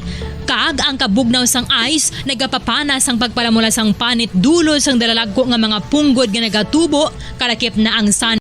Oras sa Bombo Radio Bacolod Philippine Standard Time, 13 minutos sa kaligid sa tak ng alas 5 sa hapon. Maayong hapon mga kabombo. Welcome sa Bombo News and Views Afternoon Edition. Karon na daw sang Huwebes, Hulyo 7, 2022. Sa kagaron nito na kita sa aton siring nga mga headlines. Apat ka miyembro sa NPA nga napatay sa engkwentro sa Banwa sa Binalbagan kahapon na nakilala na. Amazona kung babae nga hangaway sa NPA na aresto kasunod sa engkwentro batok sa militar sa Banwa sang Calatrava. Bacolod City Mayor Alfredo Benitez pabor sa ginaduso nga tungaon ang syudad sa duha ka distrito. Sila ko nga kamati sa Libertad Market ginaboy na lang bangod madamo ang supply apang mahina ang baklanay. Historian konforme nga balik ang daan nga ngalan sa Ninoy Aquino International Airport sang sa islan sang Ferdinand E. Marcos Sr. International Airport. Anti-corruption advocate sa Bacolod dismayado sa pagbungkag ni BBM sang Presidential Anti-Corruption Commission. Mga kabombo, oras sa Bombo Radio Bacolod Philippine Standard Time, 15 minutos sa kaligid sa tak ng alas 5 sa hapon. Kagkaroon lito na kita sa mga detalye sa ato sa ring nga mabalita upod sa inyo mga tagbalita. Bombo Jairi de los Reyes. Kagako naman si Bombo Pons Espino. Nakilala na ang apat ka may miyembro sa New People's Army nga napatay karugan sa engkwentro batok sa mga soldado sa sitio Aminis sa Barangay Santol, Binalbagan, Negros Occidental kahapon sang aga. Sa interview sa Bombo Radio Bacolod kay Brigadier General Inocencio Pasaporte, ang commander sang 303rd Infantry Brigade, ang mga napatay amo sa Ruel Sagon alias Berrio, squad leader sang Squad 3 sang Center Negros 2, Komiteng Rehiyon Negros, sa residente sa Barangay Binavista, Himamalan City, kaginabanta nga nag-edad sa 30 anyos. Ruel Udtuhan alias Jingjing Oconsecaloy, assistant squad leader sa Squad 3 kag residente sang Barangay San Antonio, Himamalan City. Isa man sa manapatay amo si Alden Rodriguez alias Big Boy, miyembro sang Squad 3 kag residente sa Barangay Bantolinaw, Manjuyod, Negros Oriental, kag edad pa lamang sang 20 anyos. Ang babae naman nga napatay amo si Nika Lidisma alias Sarah Jane Oconchay, 20 anyos, political guide sang Squad 3 kag residente sang Cebu City. Suno kay Pasaporte, ama nagkalamatay agin kilala mismo sa makaupo nila sadto sa hublag apang nagdesisyon na nga magbalik sa sabak sang gobyerno. Nagpanugya naman si Pasaporte sa may mata sa mabiktima nga makig-angot sa Binalbagan Municipal Police Station agod nga maklaim ang ila bangkay. Na-identify nila sila kahapon after mapanaog ang bangkay after ma-process to sang soko. And siyempre, gina-insure din natin at medyo may mga tudlo ng mga upo nila ang identity. So, para ang una to, ang male, no? Ay, sa mga natin naman sa upo. Kabahin sa pagpahig ni Brigadier General Inocencio Pasaporte, ang commander sang 303rd Infantry Brigade. Samtang pila ka mga armas kag personal nga personal nga kagamitan ang na-recover sa mga miyembro sang 94th Infantry Battalion, 33rd Division Reconnaissance Company kag Negros Occidental Police Mobile Force Company sa engkwentro nga nagluntad sa sitio Amiles, Barangay Santol, Binalbagan kahapon sang aga kung sa din apat ka rebelde ang napatay. Suno kay Brigadier General Inocencio Pasaporte, commander sang 303rd Infantry Brigade, Nagresponde ang tropa sa report sa mga pumuluyo nga may presensya sang armado nga mga lalaki sa lugar kag sila ang nagpang-extort kag nagapang-recruit sa mga tawo. Matapos ang enkwentro na recover sa mga soldado ang isa ka M16 rifle nga may M203 grenade launcher, duha ka M16 rifles, isa ka AK-47, isa ka M4 rifle, isa man ka caliber 45 pistol. Na-recover man ang duha ka mga 40mm M203 live ammunitions, mga bala sang M16 rifle kag M14 rifle kag mga magazine. Mahimo nga madugay naman sa lugar ang mga rebelde bangod na recover man ang madamo ang mga bayo, dextrose nga may hose, duyan, toiletries, wallet, makeup kit, mga bulong kag apat kasako nga bugas. Nung nag-scour ang atong tropa, nakarecover yung atong mobile force ng isa kay 16 and ang atong tropa man sa 94 nakarecover additional kay isa sa 80-47 sa area. So Nabatian si Brigadier General Inocencio Pasaporte, Commander sang 303rd Infantry Brigade. Isa ka amasuna akong babaeng hangaway sang New People's Army nadakpan sa pasoldado kasunod sa engkwentro nga nagluntad sa sitio Banwa, Minatay, Barangay Marcelo, Calatrava, Negros sa Occidental kapon sang udto. Suno kay Brigadier General Inocencio Pasaporte, Commander sang 303rd Infantry Brigade, pila ka may miyembro sang rebelde nga grupo ang nasugata sang 79th Infantry Battalion sa lugar kag nagdugay sang 20 minutos pagbayloanay sa glupok apang wala sang may napilasan sa bahin sa militar. Nadakpan naman si Isabel Necesario alias Ka Maydin nga Deputy Secretary sa North Negros Front. Apag i-verify pa kung sa rin ini nag-aisar sa Northern Negros. Na-recover sa encounter site ang duha ka rifle grenade, duha ka caliber 38 pistol okon revolver, kag duha ka okon mga bala, kapitaw ka mga cellphone, kay ban pa nga subversibo nga mga dokumento. Natulupangdan sa mga soldado ang tinulo sa dugo apang madali lang ini nga napanas bangod sa maramol nga ulan. Suno kay Pasaporte, ginalantaw nga high-ranking official sa NPA si Necesario bangod nagagwa sa mga dokumento nga luyag nila tukuron ni Wata ang North Negros Front. Sa karon nakaunong si Necesario sa Calatrava Municipal Police Station kag pasakan sang kasong illegal possession of firearms and explosives. Nagadakpan sila dito nga kung personality. So, na-identify ng personality si Isabel Necesario, Aka Maulin. Based sa datos, there's siyang deputy secretary sa grupo nga itas nga mag-recover sa Norte. No? So, may nakuha sa iyang rifle grenade, duha ka rifle grenade, duha ka caliber 38 pistol, may mga bala pa, and ito ka cellphones. Si Brigadier General Inocencio Pasaporte, Commander sa 303rd Infantry Brigade sang Philippine Army. Pabor ang alkalde sang Bacolod sa plano nga tungaon ang syudad sa duha ka legislative district kung sa diin mayara sang duha ka representatives sa House of Representatives apang isa lamang ang alkalde. Ini kasunod sang kumpirmasyon ni Lone District Representative Greg Gasataya nga ginrefile sini sa 19th Congress ang hagna nga nagatuyo nga tungaon ang Bacolod sa duha ka congressional districts. Suno kay Mayor Alfredo Benitez kung tani mapasar sang sangguniang panglungsod ang resolusyon nga kinahanglan sang House Committee on Local Government agud nga mapatigayon ang hearing, maprobahan kag madeliberate ang hagna sa plenaryo sang Kamara. Sang tuig 2019 ginfile ni Gasataya ang hagna apang wala ini nagpasar o kuna nagpasar ang City Council sang resolution nga isumeter sa House Committee, gani wala ini napasar tubtob natapos ang 18th Congress. Suno kay Benitez madugay na ginaplano ang pagtunga sang Bacolod gani kung tani matigayon na ini. Sa idalom sang House Bill 297 ang 1st Legislative District ang lakipan sang barangays 1 to 31, 33, 41, Alangilan, Banago, Bata, Estefania, Granada, Mandalagan, Montevesta, Villamonte kag Vista Alegre, samtang ang 2nd Legislative District ang lakipan sa barangays 32, 34 to 40, Alihis, Kabug, Filisa, Handumanan, Mansilingan, Pahanukoy, Punta Taytay, Singkang, Sumag, Takuling kag Tangob. Santo sa hagna isa lang alkalde sang Bacolod apang ang kada distrito ang mayara sang tagwalo ka miyembro sang sangguniang panunsod. Yes, in fact, I hope that the council would endorse that bill. Kasi muna na ginahulat if you remember sang previous years, no, we were there was a talk of tungako ng City of Bacolod. So, ang ginahulat lang to was a council resolution. So subong we have a new council, I hope that they pass that resolution. Nabatian si Bacolod City Mayor Alfredo Benitez. Aminado si Bacolod City Councilor Iniceto Robero nga ideal kuntani nga ihatag ang committee chairmanship sa konsyal base sa professional qualifications kag competence. kag subong man girespeto sa gihapon ang minorya ang desisyon sang mayorya kaangay sang desisyonan sa sesyon kahapon. Sa interview sa Bombo Radio Bacolod kay Novero ginpaabot na ang posible nga matabo bangod sa dynamics sang politika sa sanggol ng panglungsod. Bangod ang yara sa administrasyon ang nagapili sa mga komite bango iyatan sang isa ka councilor.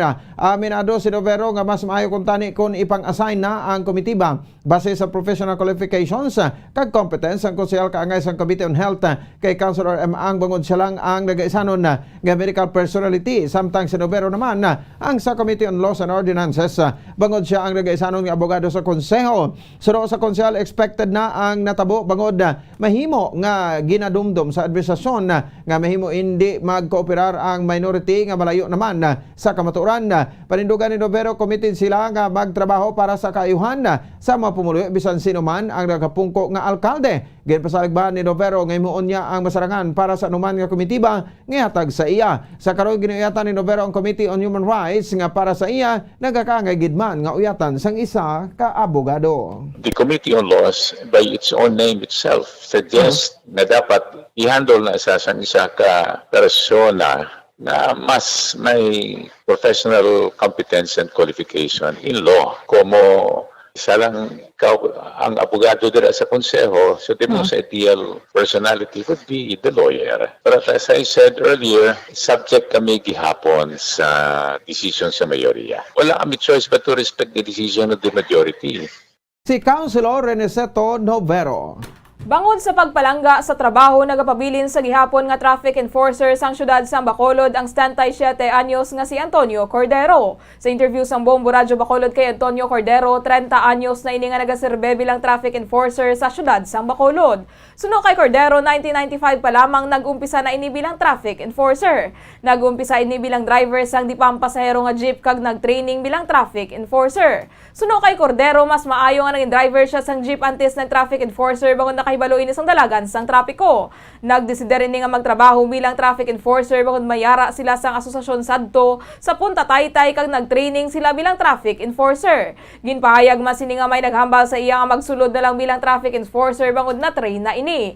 Suno kay Cordero, sa una nataha pa ini nga magsulod bilang traffic enforcer sang syudad bangod wala sang mag-recommend sa iya. Natigayon man ini makasulod bilang traffic enforcer sa idalom sang administrasyon ni Bacolod City Mayor Evilio Bing Lunardia. Nagpabilin man ini nga traffic enforcer sa idalom sang administrasyon ni Bacolod City Mayor Oscar Verdiflor. Nagbalik si Lunardia tubtob nga nagbago ang administrasyon nga si Bacolod City Mayor Alfredo Benitez ang nagpungko nga alkalde. Siyam naman ka-awards ang nakuha sini bilang traffic enforcer sang syudad. Suno kay Cordero, apesar nga retired na nagapabilin ini sa trabaho bangod palangga niya ini, kagagi na suportahan man siya sang iya asawa kag sang iya kabataan. Nagpanugyan man ini sa iban iya nga makapdanan nga panilagan siya sa pagdilher sang trapiko kag sundon lamang ang mahimo nila nga masunod. Pag-training ko sa traffic, okay lang nga ako. Kung galing kayo may naghambal, sa akong niya ti ara ka na training ka sa traffic. Tulad na lang sa traffic. Para related ng imong driver ka, ara ka sa traffic. Mga amigo ko man abi, ang hambal ko, willing din ko magsulod, pero sino ma-recommend sa akon? Si Mayor Elnaria. Tira ako na-start sa iya. So, 1995 to mo. Napatian si Antonio Cordero, 77 anyos nga traffic enforcer sang syudad sang Bacolod. 25 minutos sa kaligad sa takna alas 5 sa hapon sa ibang pinaton nga babalita sinako nga kamatis ang ginabuhi kada adlaw sa isa ka market vendor sa Libertad Public Market bagod sa baramo nga supply apang mahina ang baklanaya. Suno kay Rosana, residente sa Valladolid, Negros Occidental nga season sa karon sang kamatis gani tuman kadamo ang sang supply. Bagod sini nagdubo naman ang presyo sang kamatis sa 30 pesos kada kilo. Payag ni Rosana nga gikan sa morsya ang supply sini sang produkto kag gina wholesale gikan sa isa lang ka persona. Nagadangat naman sa duha ka tinulada ang ginabaton sini nga supply kada duha ka adlaw ko nagadangat sa 42 ka sako sang kamatis.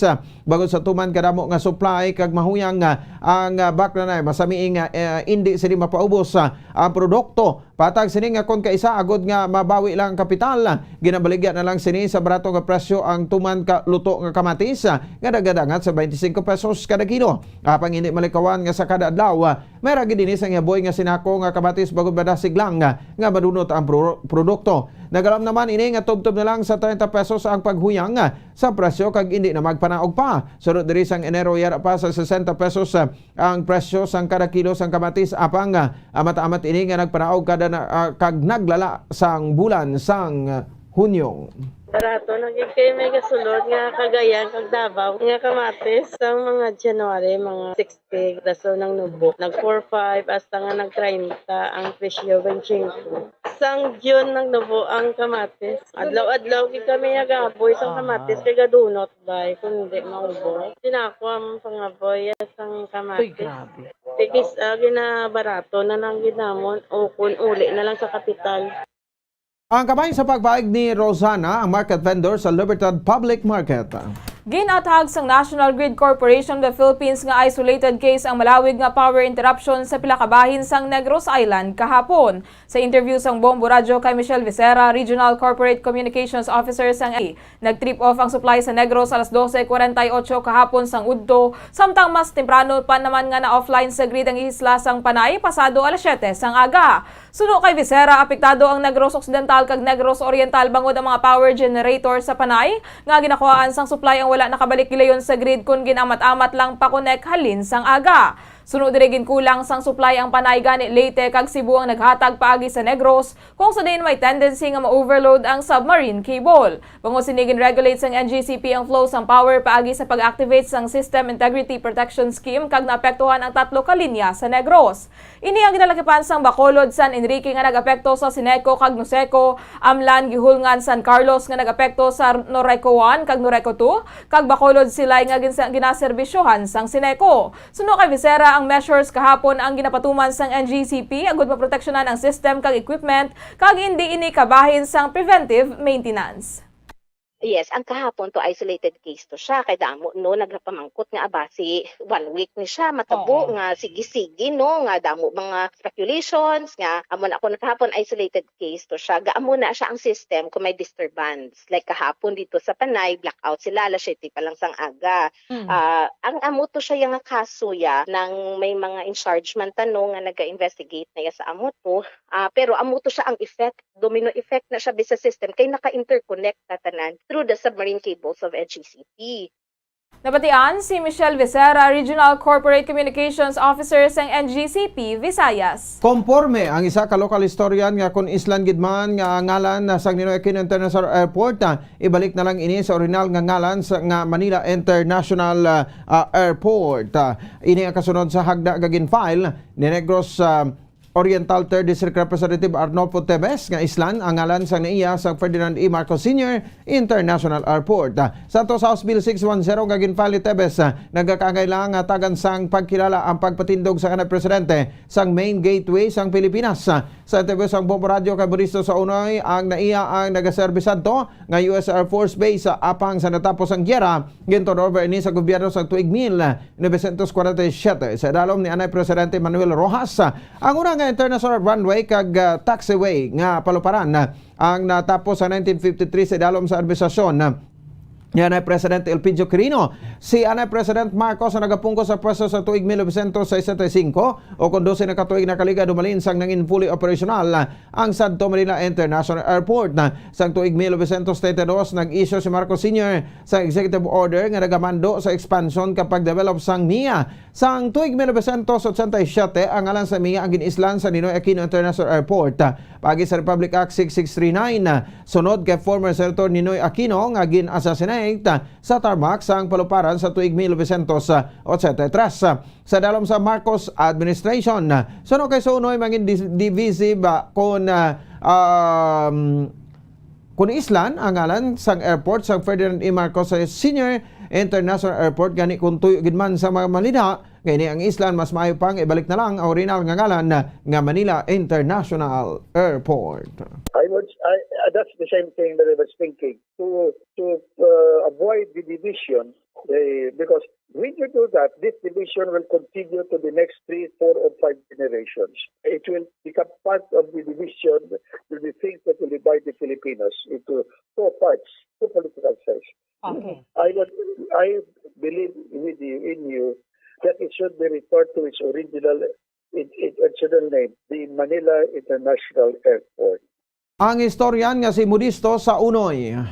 Kag sa katapusan nga balita, nagapating isa ka anti-corruption advocate sa syudad sa Bacolod nga ginapakita lang ni President Ferdinand Bongbong Marcos Jr. kung ano ang direksyon sang iya administrasyon paagi sa pagbungkag sang Presidential Anti-Corruption Commission nga gintukod sadto ni Anay Presidente Rodrigo Duterte. Sa interview sang Bombo Radio kay former Bacolod City Councilor Archie Baribar, ang Executive Order No. 1 na ginisyu ni Marcos sang nagpungko ini sa pwesto sang Hunyo 30 ang nagapatimaan nga wala nagapakita ang presidente sang importansya sang anti-corruption campaign. Suno kay Attorney Baribar, kulang ang mga ahensya sang gobyerno nga nagafunction batok sa korupsyon gani mas maayo kun tani kung nagabulig ang PAC. Bangod sa EO ni Marcos, suno kay Baribar, lauman na ang anemic ang campaign against corruption sang Marcos administration.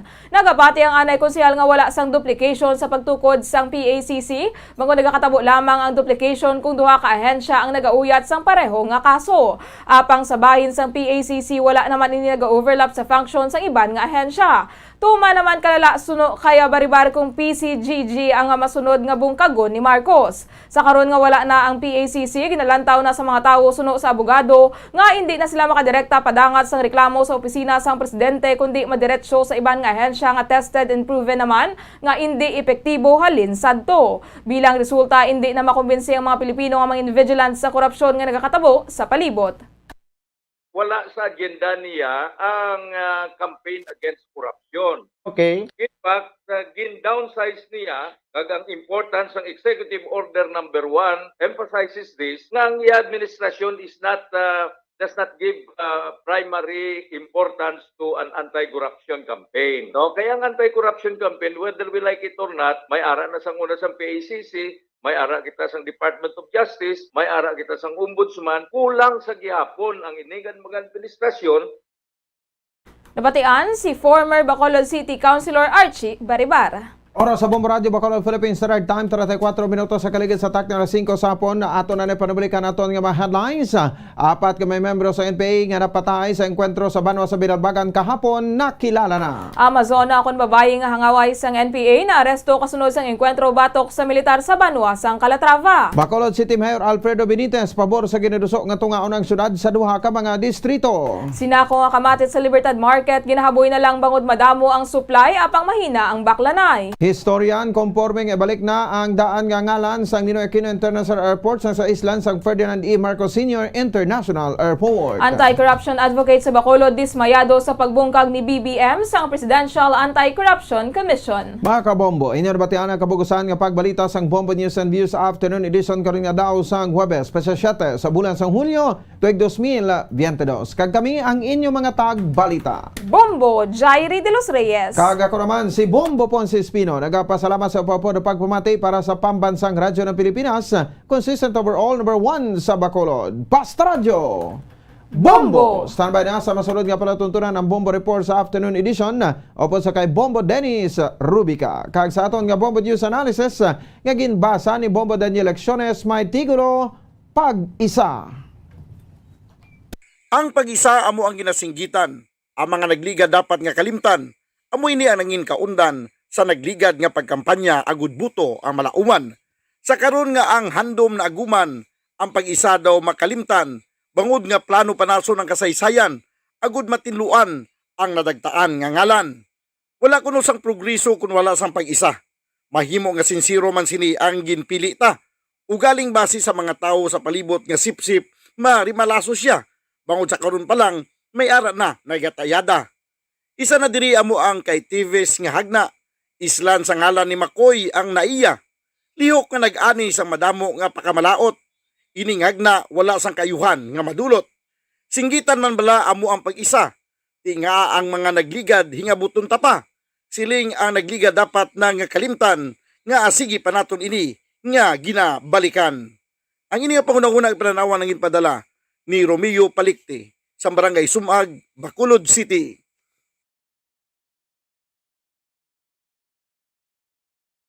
Sa mga tagpalamati isang Bombo Radyo Bacolod, pwede man kamo magpadala sang inyo panghuna-huna kag pananawan sa Bombo News and Views Afternoon Edition. Care of DYWB Bombo Radyo Bacolod, CBS Development Corporation Building, Lacson Street, Mandilagan, Bacolod City. O kung pinaagi man sa email address ang Bombo Radyo Bacolod, bombo_bacolod at bomboradyo.info. Bombo Radyo. Matapos nga nagbalatian ang bugo sa kalibutan dulot sang coronavirus disease, isa naman sa karon kabalatian ang bulos sa ginakahadlukan worldwide, ang monkeypox. Ano ang ginatawag na monkeypox? Well, sunod sa World Health Organization o kung WHO, ang monkeypox ang isa ini ka infectious disease nga dulot sang monkeypox virus. Kung maghambal naman kita monkeypox virus, isa ini ka orthopox virus nga mo ang ginatulaan sa mga sintomas nga daw kaangay sa smallpox, apang less severe. Ang monkeypox ginakabig nga less contagious kag mangintunaan sang less severe nga mga balatian kung ikumpara sa smallpox. Simuloan nga ang smallpox na eradicate na ini sa tung 1980, apang ang monkeypox nagapadayon nga nagaduging sa mga kapungsuran sa Central kag West Africa. Sa karon, mayara duha ka distinct clade ukon subtype, ang West African clade kag ang Congo Basin clade nga amuman ang ginatawag Central African clade. Ang monkeypox ang ginakabig nga zoonosis. Ukon isa ka sa isang balatian nga naghalin sa mga sapat padulong sa humans. Mga sapat kaangay sang squirrels, ilaga, amo kag iban pa. Human to human transmission is limited. Monkeypox is transmitted to humans through close contact with an infected person or animal or with material contaminated with the virus. Base pa sa key facts ng World Health Organization ukon WHO nga ang monkeypox virus mahimo ini matransmit ukon malaton sa iban pinaagi sa bodily fluids, lesions sa panit ukon internal mucosal surfaces kaangay sa mga naghalin sa baba ukon tutunlan sang pasyente, respiratory droplets kag mga contaminated objects ukon materials kaangay sang beddings. Samtang base naman sa fact sheet sang Mayo Clinic nga isa ka medical center sa Minnesota, USA, nga kun matapikan ang isa ka tawo sang monkeypox virus, ang initial symptoms amo ang paghilanat, paglingin sang ulo, nagahinubag ang mga lymph nodes kag pagadasnan sang pagtinubo-tubo sang mga rashes sa lawas tubtob nga magmangin flat patches ini. Amat-amat nga magaulbo o kon mangin nodules tubtob nga magbinitog-bitog kag mangin pus-filled blisters. Ini nga nagalabot sa 5 tubtob 7 ka adlaw. The rash heals by scabbing over. Makabig na nga infectious ang isa ka pasyente sa pagsugod pagid lamang sang paghilanat sini. Samtang pamangkot, may bulong na bala ang monkeypox? Well, dugang pa sa fact sheets ng WHO nga ang vaccines nga ginusar sadto sa pag-eradicate sang smallpox sa bugos sa kalibutan amo man karon ang ginatublok sa mga tao batok sa monkeypox kag ang antiviral agent nga gin-develop para sa smallpox treatment nangin lisensyado naman para sa treatment sang monkeypox. Newer vaccines have been developed of which one has been approved for prevention of monkeypox.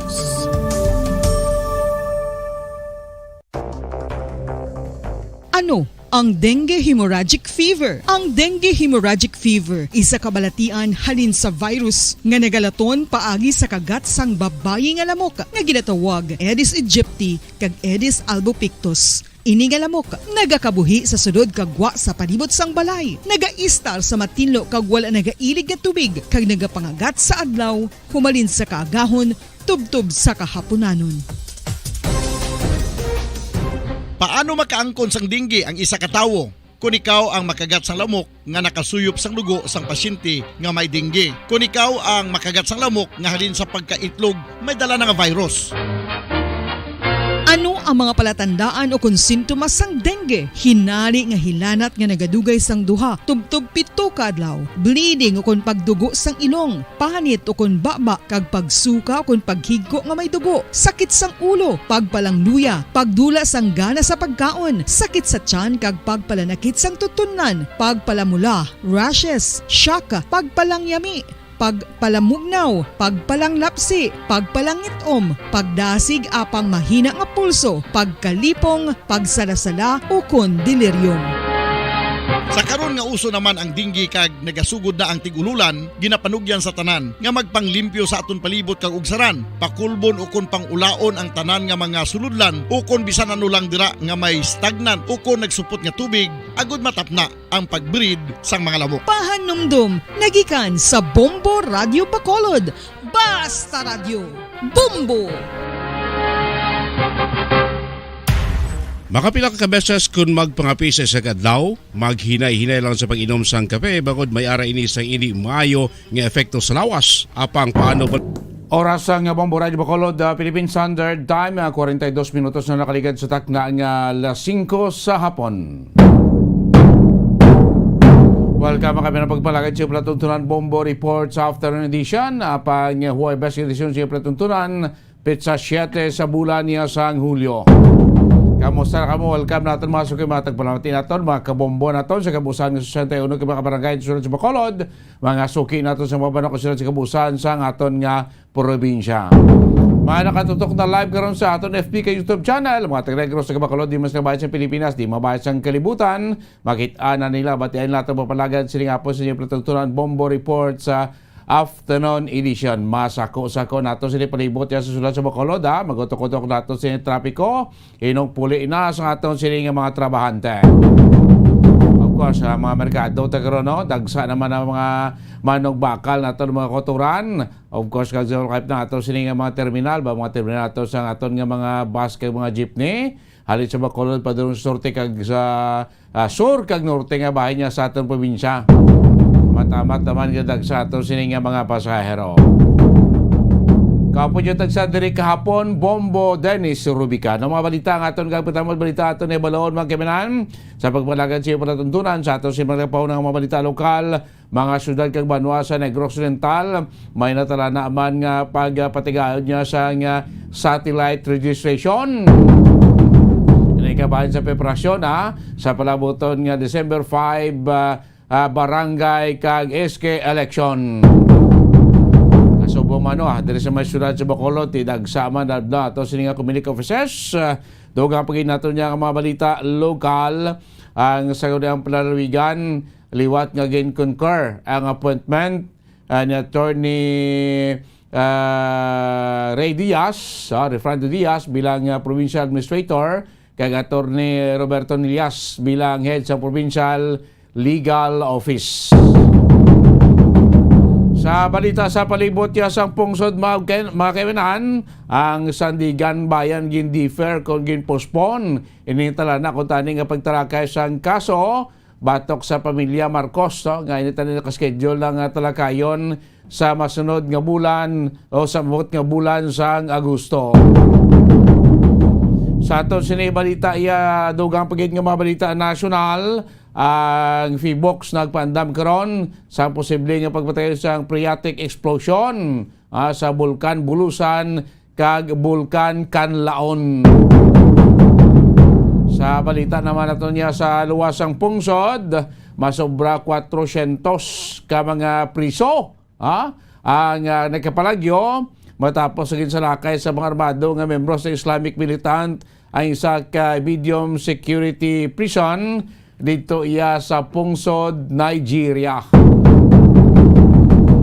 May mga high profile to kag mga terrible nga mga preso nga nakapalagyo at subong tibalayon pa rin pagligot to sa mga otoridad dito sa pungsod Nigeria. Makabilang sa mga balita aton kabutamod sila nga pong palagay sa Platuntunan Bombo Report sa Afternoon Edition. 45 minutos na nakaligad dyan sa takna nga alas 5 sapon, no? Di kita magkabinan ni bilang ginpayag naman nga gipagawa naman nga report na nga posible shortage ang supply sa kalamay sa ato sinipungsod Pilipinas makabinan mo tiutuod gin man kung ba si kuan ni bla drawing ni para mapanugutan nga ka-import kita iya sa kalamay bangod na balaan tamanti sa nagbigay nga tuwi itong mga sugar order number 3, sugar order number 4 sa Sugar Regulatory Administration mag-import sa masobra 300 sa metricos toneladas nga kalamay kahit hindi nagawada nga ito sila nga mga planters nga punggan ng importasyon kay base barato ang o base lang ang production natin, local nga production natong kalamay, hindi mabakal sa merkado mga kibiran. Amo isa sa mga rason. Ti sinigilang ang Department of Agriculture nagpagawa sang data nga by the sa pag-abot sa bulan sa Agosto, may ara na kita sang shortage sang supplies ng kalamay, refined and raw sugar. Sa subungan ni nabalaan yung mga roti, mga katuran naton, na baranta ang pagsaka sang presyo ng kalamay. Raw sugar, kung yun yung tabi naton, yung brown sugar bla, kaya ang refined sugar makabinan. Ang retail prices sa merkado nagbalahal ng saka gidman. Kaya tinadamo sa mga sang faktor. Isa pag natanaw nga kung ma-shortage kita sa supplies ng kalamay, by the month sang pag-abot bulan sa Agosto, siyempre kung hindi ko bangod sang mataas na demand kag manugbo nga supply sa merkado naton. Tiyan mo ginlang uman nga by end of July, last quarter sining July,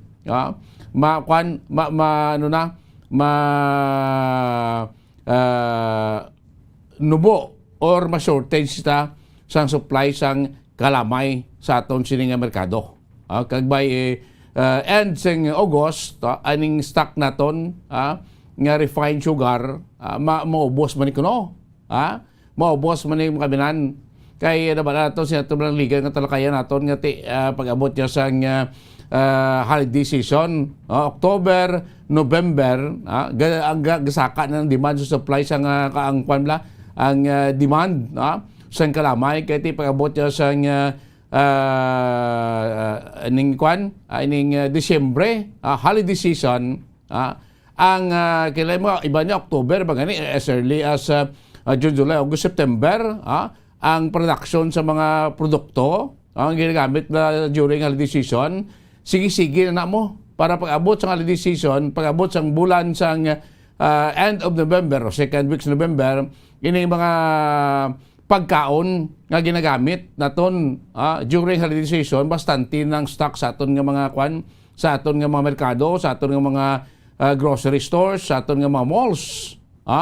Amo na by kabalokot ini mga pagkaon nga ginagamit naton or mga ingredients nga ginamit naton sa paghimo sa pagkaon during holiday season, damo sinadri may kalakip sa ilang ingredients ang kalamay. Amo na sinaton nga pag-abot sa holiday season, before pa man sa holiday season, grabe ng demand ang kinanon supplies ng kalamay. Kaya grabe ng production mo sa mga like ini mga beverages, soft drinks, mga ingredients nga ginimo sa mga pagkaon nga may gamit ang kalamay. Balanta holiday season ang grabing demand sa mga tinapay, cake, mga iban pa nga mga produkto, ibigay mga ingredients sa paghimo sa pagkaon, directly ang demand sa kalamay. Sino gani sa kay SRA Administrator Remy Nihildo Sirafica, nga ang buffer stock naton sa kalamay, daw amat-amat na naton kuno iya nga nagakabuinan, kaya ti merag man ti buffer stock mo ano blang pundo naton nga kalamay nga in kaso por kaso bla may mga kalamidad or may mga matabo nga kalamidad, ang buffer stock ta mo ning gamiton, amo na kuha na siya daw reserva bla, reserve, di matamat na gani kuno naton ning nagakabuhinan, bangod sa kulang ng karon sa supply sa kalamay. Di ba sing liga interview naton isa man sa sugar planter, isa man anay opisyal sang Sugar Regulatory Administration, Congressman Dino Yulo, nga nagpahigat may plano gani nga magbukas early milling season instead nga September, early August ang pagbukas ng milling season para makuan ko as early makuan bla mabutangan sa supply sang kalamay sa aton sini nga mga merkado. Di pamangkot na kung August, may mga ara na yan nga mga planters nga magpagaling sa ila sini iya nga tubo. Kay kung tikuninghod pag tubo mo, walang alang pa mga kabinan. Hindi pa bla mature para i-harvest. Hindi ka man nakaproduce, damo klamay mo. Kaya mag-an inang purisa. Hindi mo na maayo sa mga sugar producers kaya mag-an purisa sa tubo mo. Pila mo lang iguan man. Pila mo lang makuha mabing kwanda, anong pawag sila? Kidan, precious imo sila tubo maging pagaling.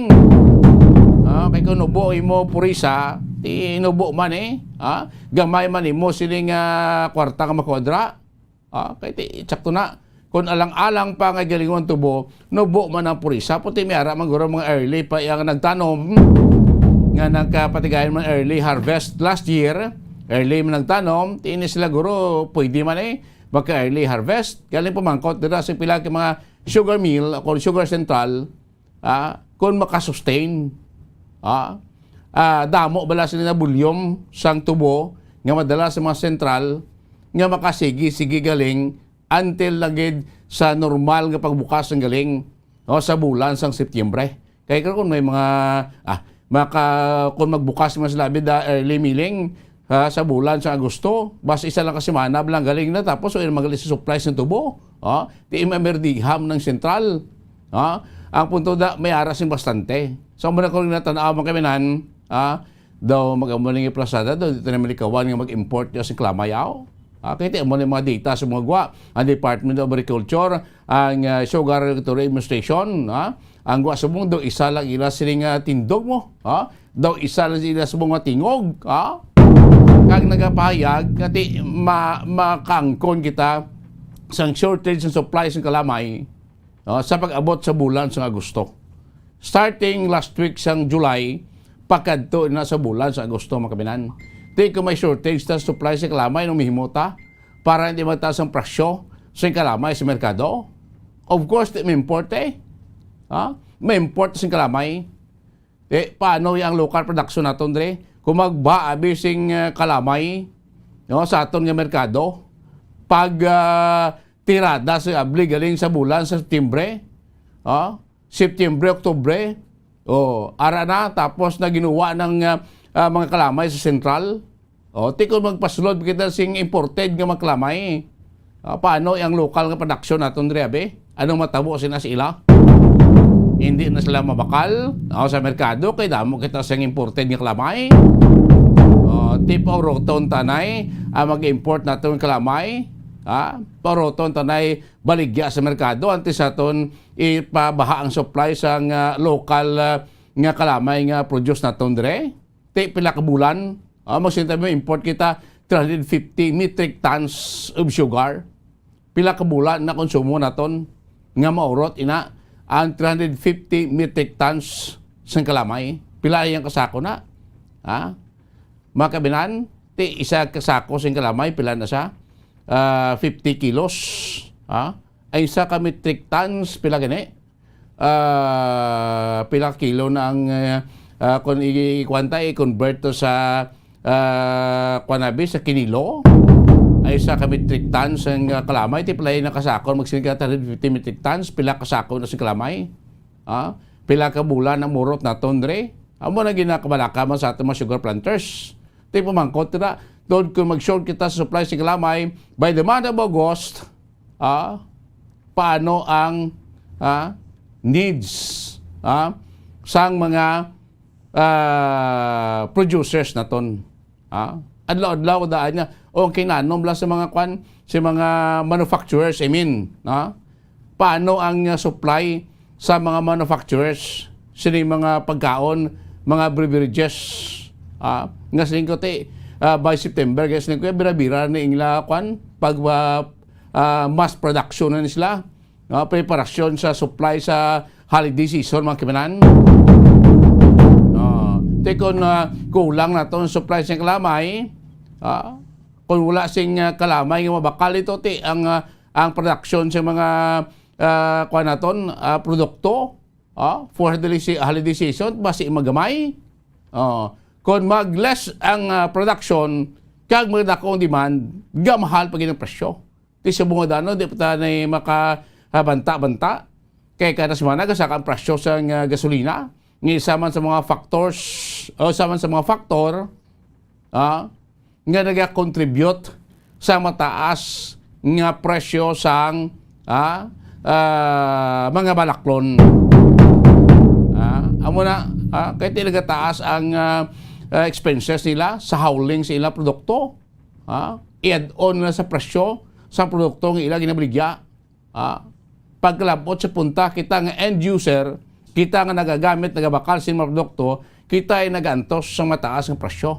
Kaya ni mga manufacturer ano man nga mga cost, expenses cost nila sa pag-producer na sa ilang produkto. Idugang na sa presyo sa ilang produkto mo. Kita yung nagabakal sa ilang produkto, kita nagabaga sa mataas ng presyo mga kabinan.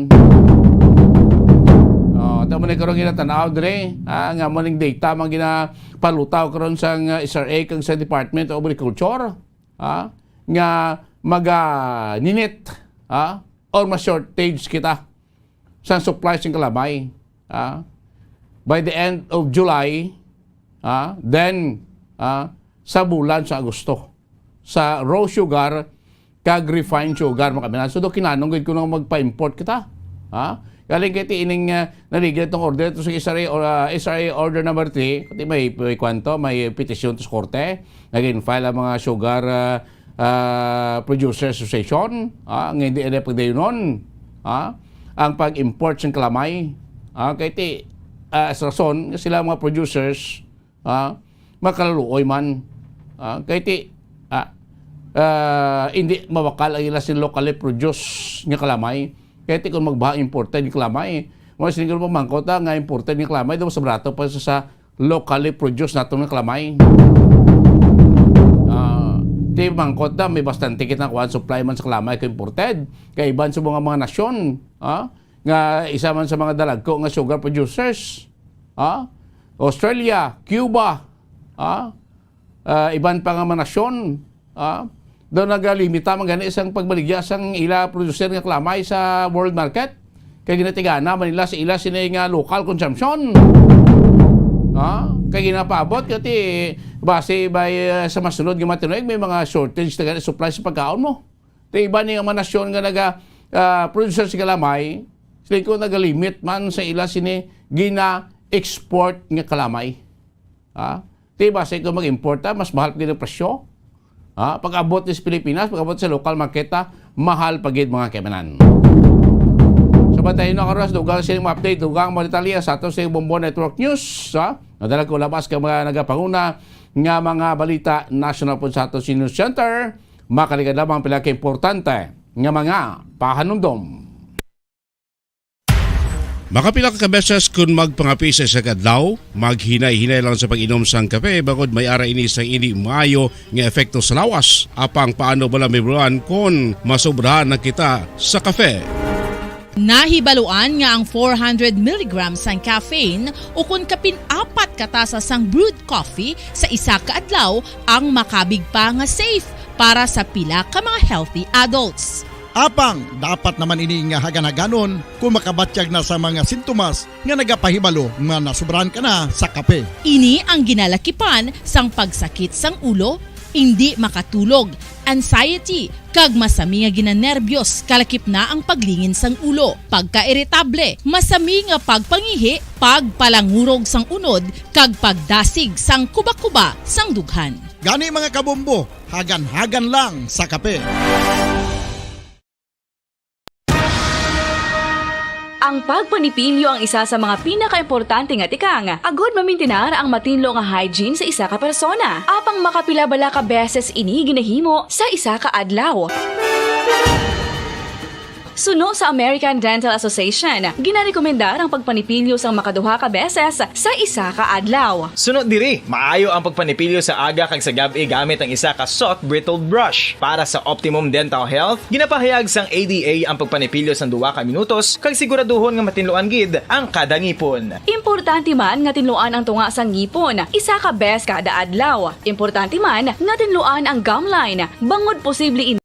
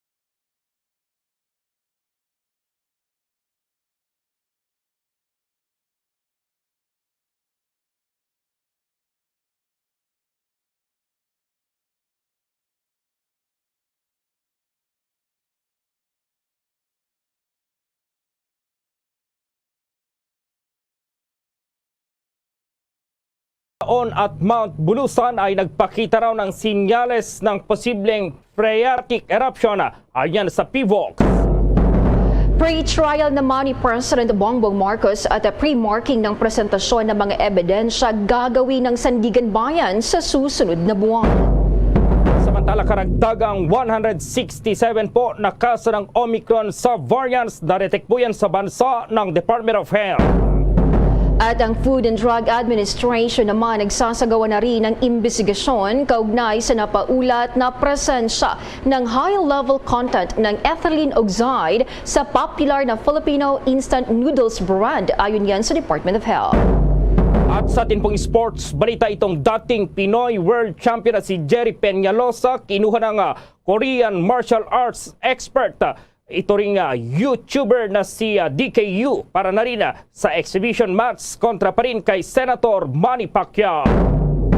At live nationwide via satellite mula sa Bombo News Center Makati, kami ang inyong mga tagapaghatid balita. Ako si Bombo Jane Buna. At ako naman si Bombo Gerald B. Ulep. At ngayon sa detalye ng ating mga balita. Bombo Weather Update. Dalawang sama ng panahon ang inaasahan daw na papasok sa bansa makaraan ang 3 araw. Sinabi po ni Pagasa Administrator Undersecretary Vicente Malano na ang unang katangian ng dalawang bagyo ay katulad ng dalawang naunang pumasok dito sa Pilipinas. Ang tinitukoy po ni Malano ay itong bagyong Kaloy at Domeng na galing sa West Philippine Sea papuntang norte at saka didiretso naman sa China. Samantala, magpapatuloy pa rin umano ang naranasang mga pag-ulan sa iba't ibang bahagi ng bansa, dulot pa rin yan ng La Nina. Ayon kay Malano, partikular na maapektuhan ng mga pag-ulan ang Visayas, ang Bicol Region, Palawan, maging ang Eastern Mindanao. Tiniyak ng opisyal na tatagal ang La Nina o tinataya ng opisyal na tatagal ang La Nina hanggang sa katapusan po ng taong kasalukuyan. Bagamat malaking hamon daw ngayon ang full reopening ng ekonomiya ng bansa, nais ngayon ng National Economic and Development Authority na taasan ang employability ng kasalukuyan at sa hinaharap na workforce. Ayon kay NEDA Chief Arsenio Balisacan, sa pamamagitan nito ay mas marami ang mga trabahong malilikha sa pamamagitan ng medium term. Sa pamamagitan nito, mag-focus ang pamalaan sa mas maraming trabaho, quality jobs at green jobs sa pamamagitan niya ng productivity-enhancing investment. Ang productivity-enhancing investment ay kinabibilangan naman ng mga strategies para mapalago ang employability gaya ng pagpapaganda ng kalidad ng edukasyon, provision ng opportunities para sa lifelong learning and demand skills development, option para mapanatili ang micro-credentials, mapaganda ang job facilitation program at mapalakas ang linkages sa pagitan niya ng mga industry, business at training institution para sa mas efficient labor market. Kabilang din sa mga tinukoy ng opisyal ang metrics ng Department of Health sa pagdetermina sa alert level system bilang kritikal sa muling pagbubukas yan ng ekonomiya. Welcome din umano sa kanya ang agad at ligtas na pagpapatuloy ng face-to-face classes para maparami rin ang domestic activities at mapigilan ang future productivity loss. Dagdag pa nito, kailangan din ng catch-up plan para makabawi sa 2 taong learning lost dahil yan sa COVID-19 pandemic. Una rito, iniulat ni National Statistician at PSA Chief Claire Dennis Mapa na ang unemployment rate ngayon ay tumaas yan ng 6% mula sa dating pandemic na 5.7% noong buwan ng Abril. Katumbas ito ng jobless Filipinos na 2.93 million noong buwan ng Mayo. Pero sumigla naman ang employed individuals grew sa 46.8 million mula sa dating 45.63 million noong buwan ng Abril. Ito ay dahil na rin sa mas marami na mga Pilipino ang lumalahok sa labor force na nasa 49.01 million mula sa dating 48.39 million noong buwan ng Abril. Narito pakinggan natin si PSA Chief Claire Dennis Mapa. Indirectly, sa tingin namin, yung mga codes ay pwede nating masabi na may mga election activities like yung catering services, sa pagkain. Ito ay nagdagdag din sa ating employment. In particular, yung event catering, year on year, may dagdag siya ng mga 49,000. But we cannot really say that these are all due to election activities, but perhaps indicators that some of this might be related to election activities. Mayroon din tayong restaurants and mobile food service activities na may dagdag na 147,000 year-on-year. So these are some of the examples ng occupation na pwede nating masabi na initial indicators para dun sa election activities ng Mayo 2022. Inyong napakinggan si PSA Chief Claire Dennis Mapa. Samantala, inaasahan naman daw ng Department of Finance na bababa sa 4.2% itong taunang average inflation rate o yung bilis ng pagtaas ng presyo ng mga pangunahing bilihin sa susunod na taon. Pero sinabi ni Finance Secretary Benjamin Diokno na base sa pagtaya, itong inflation ay mananatiling mataas sa susunod na ilang buwan kung saan ang annual average ng inflation para sa taong ito ay maitatala sa 5%. Kumpiyansa man po si Diokno na babalik din ito sa target range nila na 2 hanggang 4%. Kumbinsido rin si Diokno na pagsapit ng taong 2024, babalik na sa 3.3% ang taunang average inflation rate. Nilinaw naman ni Diokno na ang forecast o inflation targets ay ginagawa ng Bangko Sentral ng Pilipinas at hindi itong national government. Narito pa ang tinig ni Finance Secretary Benjamin Diokno. So as I said, inflation is driven mainly by the elevated world price of oil. Okay, it affected the whole world. Okay, now the measure that we will do is we will continue the grant of the fuel subsidy to the affected parties, right?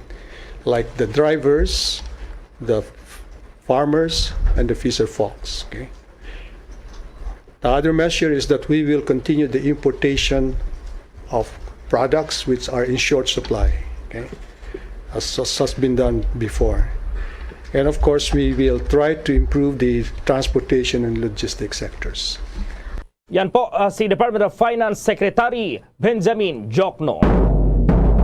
Lumabas naman sa ulat ng United Nations Development Program na dulot ng tumataas na pandaigdigang presyo ng pagkain at enerhiya, ito ang nagtulak sa 71 milyong tao sa kahirapan sa pinakamahihirap na bansa sa mundo. Ang pagtaas ng antas ng kahirapan sa umuunlad na mundo sa nakalipas na 3 buwan ay mas mabilis pa kaysa epekto yan ng pandemya ng COVID-19. Upang matugunan ang lumalaking isyo, sinabi ng UNDP na ang mga nakatarget na cash transfer sa mga household ay mas pantay-pantay at mas matipid kaysa mga blanket energy subsidies. Idinagdag pa ng kagawaran na kailangan din na mapamalaan ang suporta mula sa multilateral na sistema upang matugunan ang mga pangangailangan. Nagbabala din ang ahensya sa ulat nito na habang ang mga central bank ay nagtataas ng mga rate ng interest upang harapin ang inflation, may panganib na mag-trigger ng higit pang kahirapan na dulot ng recession na magpalala ito sa krisis na magpapabilis at magpapalalim pa ng kahirapan sa buong mundo.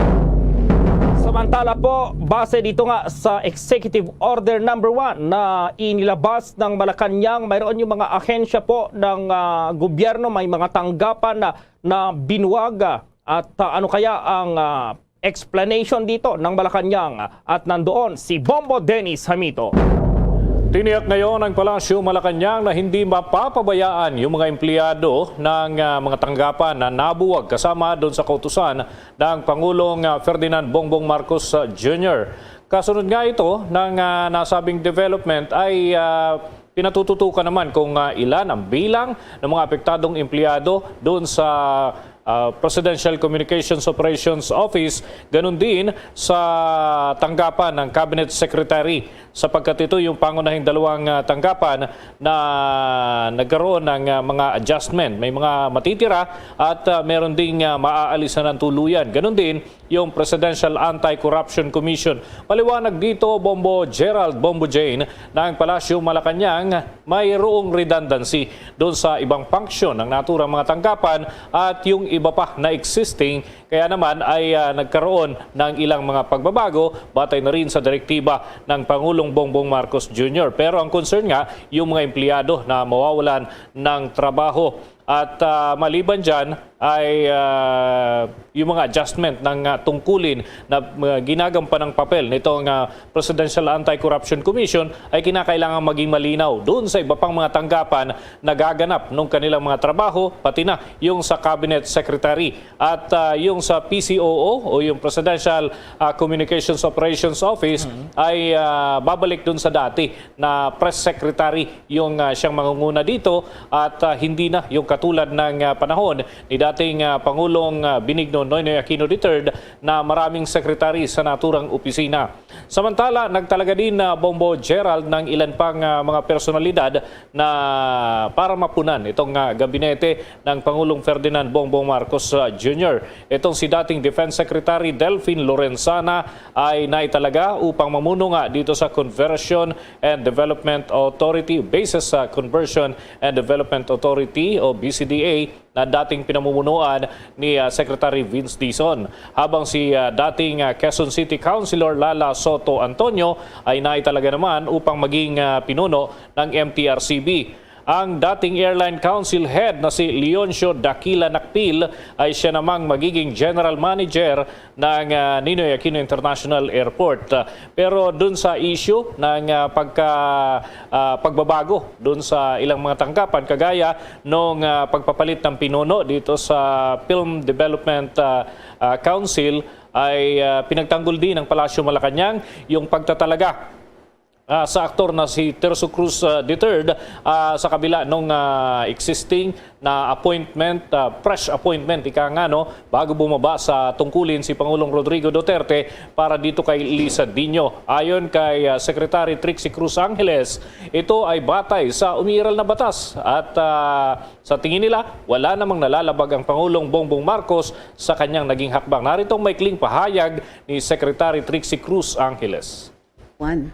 So Memorandum Circular number 1, and therefore the appointment is correct. Thank you, ma'am. And it's been passed. So the President adheres to the law. So Ang maikli lamang na pahayag ni Secretary Trixie Cruz Angeles kung saan naninindigan sila doon sa legalidad ng appointment at ganun din yung mga proseso na ginagawa Bombo Gerald, anuman ang mga pagbabago, yan umano ay napag-aralan at tumatalima sa existing laws o yung mga batas ng ating bansa, kaya walang dapat na ikabahala o kung ano pa mang itutol doon sa naturang mga hakbang, lalo't ito naman ay duman din sa ilang konsultasyon. Bombo Gerald? Ilang mga empleyado ngayon yung apektado dyan, Bombo Dennis, at ililipat ba itong mga to? May trabaho pa rin ba, Bombo Dennis?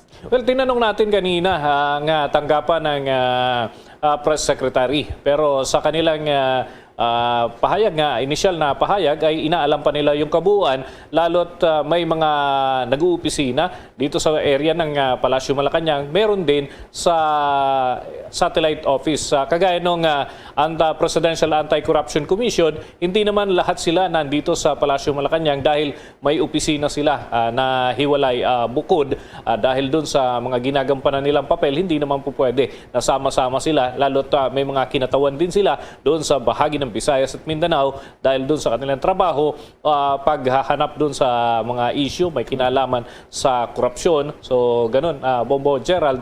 So sooner or later maglalabas din ng iba pang mga update hinggil dito para matiyak na yung mga empleyado na nakasama doon sa naapektuhan itong mga adjustment na ito ay matitiyak na okay naman yung kanilang welfare. Yung talagang aalis na ay bibigyan ng sapat na benepisyo, habang yung iba naman ay i-absorb pa rin doon sa iba pang mga opisina na may kaparehong function, Bombo Gerald.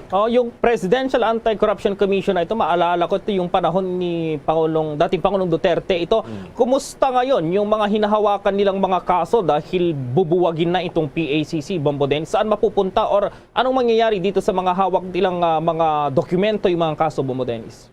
Well, yung mga kaso na kanilang hawak at bine-verify, sinusuri ay Department of Justice naman ang siyang mga ngasiwa dyan at Office of the Ombudsman para doon sa ibang mga tanggapan na saklaw doon sa level na mas mataas sa Bombo Gerald. And kung talagang kakikitaan ng mga probable cause dito, bahala na yung Office of the Ombudsman para i-refer naman ito sa Sandigan Bayan na siyang korte na talagang nakatalaga para sa mga kaso ng korupsyon, lalo na kung ito'y malakihan at may kinalaman doon sa matataas din na opisyal ng pamahalaan ngayon o kahit nung nakalipas, Bombo Gerald. Yung mga hindi pa napupunuan na mga cabinet post, kumusta na ito? Anong update dito, Bombo Dennis? Dahil kanina may mga bagong talaga na naman. Mga ilan pa yung hindi napupunan, lalong-lalo na dito sa mga government agencies, Bombo Dennis?